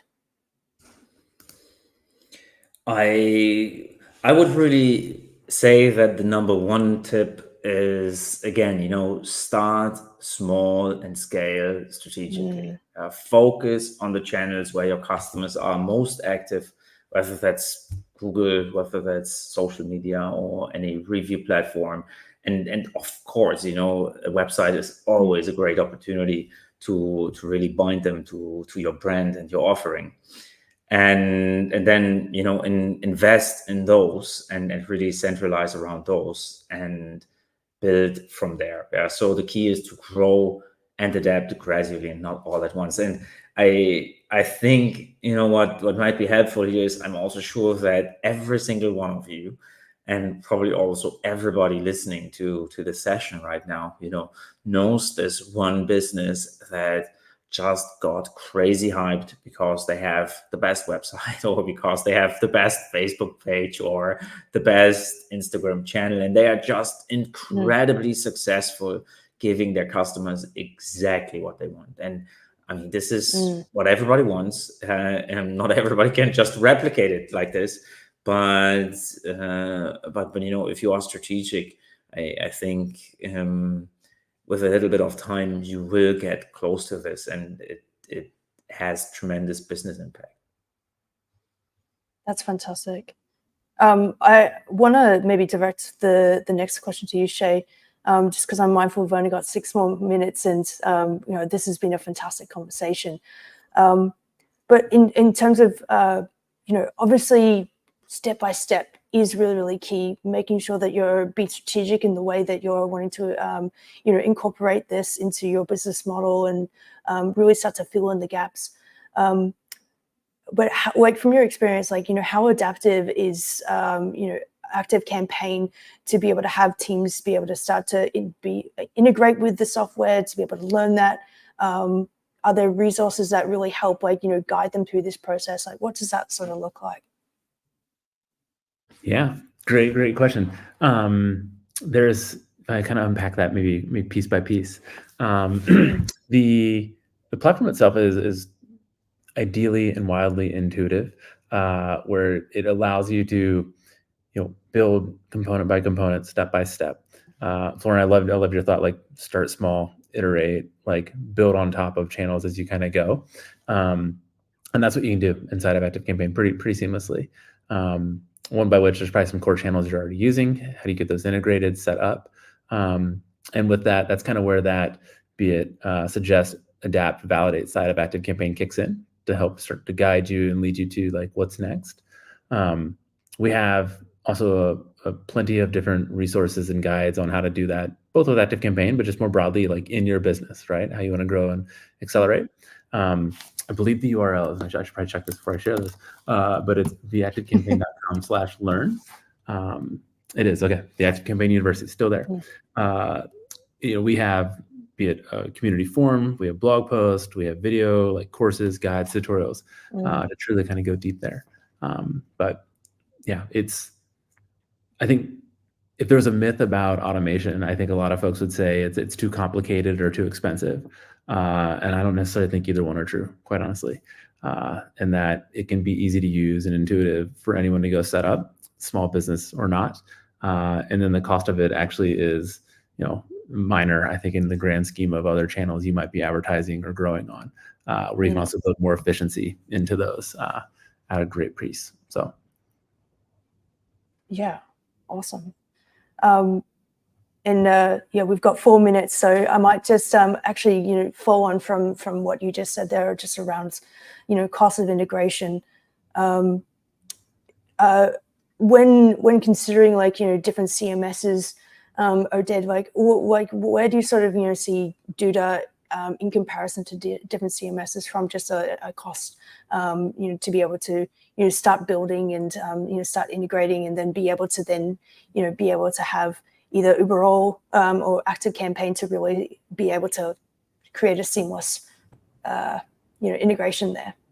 Yeah, well, I think this could be a very long answer, but I'll try to. Yeah, sorry. I know I was a little bit ambitious with the question. I think at the end of the day, look, it's a question of the value that you can provide to the customer on one hand, and the cost that it costs you as an agency to provide that value to the customer. When you think about value, there's a lot of ingredients that are falling into this, from the website performance to the integrations that you can put together or stick together in a very easy manner in order to create that kind of holistic, centralized approach to support that business growth. And this is, I think, where you need to evaluate the cost against the value. And I think when you combine all those things, can I provide a high performance product as an agency to my customer? How difficult it is to build that experience, how difficult it is to glue all those pieces together, and then what can I charge for it? I think there's opportunity here to provide a lot of value for a very low cost and effort, which is the big difference if you think about the meat we talked about maybe 20 minutes ago or more, that type of experience, automation with being found, with high-performing platform on multiple channels, that experience does not belong to the big players anymore. This is something that we can easily bring into the the small business for a very, very low cost and very low level of effort. That I think it's unheard of. If you look 2, 3, 4 years ago, even a year ago, can we bring all this together and serve an SMB at that price point? I would think people would laugh at you, but we can do it now. We can do it now. We can achieve that level of support to a small business with the platforms that we're introducing here today and the glue that stick all of those together. Wonderful. Thank you so much. We are in the last few moments of DudaCon 2024. Thank you so much, Oded, Florian, and Shay. Before we close this wonderful session, could I just grab a quick moment just to be able to ask, how folks can be able to contact you after this? And there was a ton of great questions, no doubt. So, Oded, where can people be able to find you? Many places. Look, I think it really depends on the type of questions, right? I think it could go into our website, duda.co. There's Duda University in there. There's the support. There's the sales channel. We're all here to support and answer any question. You can also find me on LinkedIn, of course, and connect with me. I'll be happy to answer any question directly as well. So we have a large team here, all to support from how to get started, all the way to kind of advice on strategies and thoughts, as we saw, with other agencies and their experiences. Obviously, we're never going to name other customers, but we can give a lot of our experience and what's working. So feel free to reach out to us in any of those channels. Thanks so much. And Florian, where can people be able to contact you überall? Yeah, I mean, you can all call me at no. So now my answer is relatively similar to Oded's. I mean, of course, we are open for questions and open for business. You can reach us on our website, and we have a fantastic contact form. But really, also, I like if you ping me directly on LinkedIn. I have a lot of fun, get oftentimes great questions from people, and those often lead to great interactions as well. So never hesitate to also contact me directly. And I think I'm really good at answering every single one of those contact requests, if you also, send me a nice message with that. Yeah. Awesome. Well, there we go. Challenge accepted. And of course, thank you so much. Shay, what's your best contact point? Yeah, I think for ActiveCampaign, you can reach us at activecampaign.com. And then, I appreciate the comment. We also do what we call study halls, which are in-person, be it 2-day workshops globally. You can learn more about those at activecampaign.com/study-hall. And we'll be, as Jan mentioned, in Charleston. I think it's the first week of October. But generally, we travel the globe doing those, and would love to just sit down with folks and walk through how to do some of this in person and go much deeper in terms of what those questions are and how to set some of this up hands-on. And then personally, LinkedIn is the best place to do it. So if you just search LinkedIn for Shay Howe, you will find me, and I'm certainly happy to answer any questions or dig in from there. Awesome. Thank you so much, guys. That was awesome. And that concludes DudaCon 2024 Day 2. Of course, stay tuned. Tomorrow is going to be an amazing session ahead. All the sessions will be available later. And if you're registered at dudacon.duda.co, they will email you with all of those sessions and all the nice information as well. Thank you so much. If you really, really love this, please hit the like, hit the subscribe button, and of course, reach out to our awesome keynote speaker and panelist today. Thank you so much, guys. Thanks, Thanks for having us. Awesome.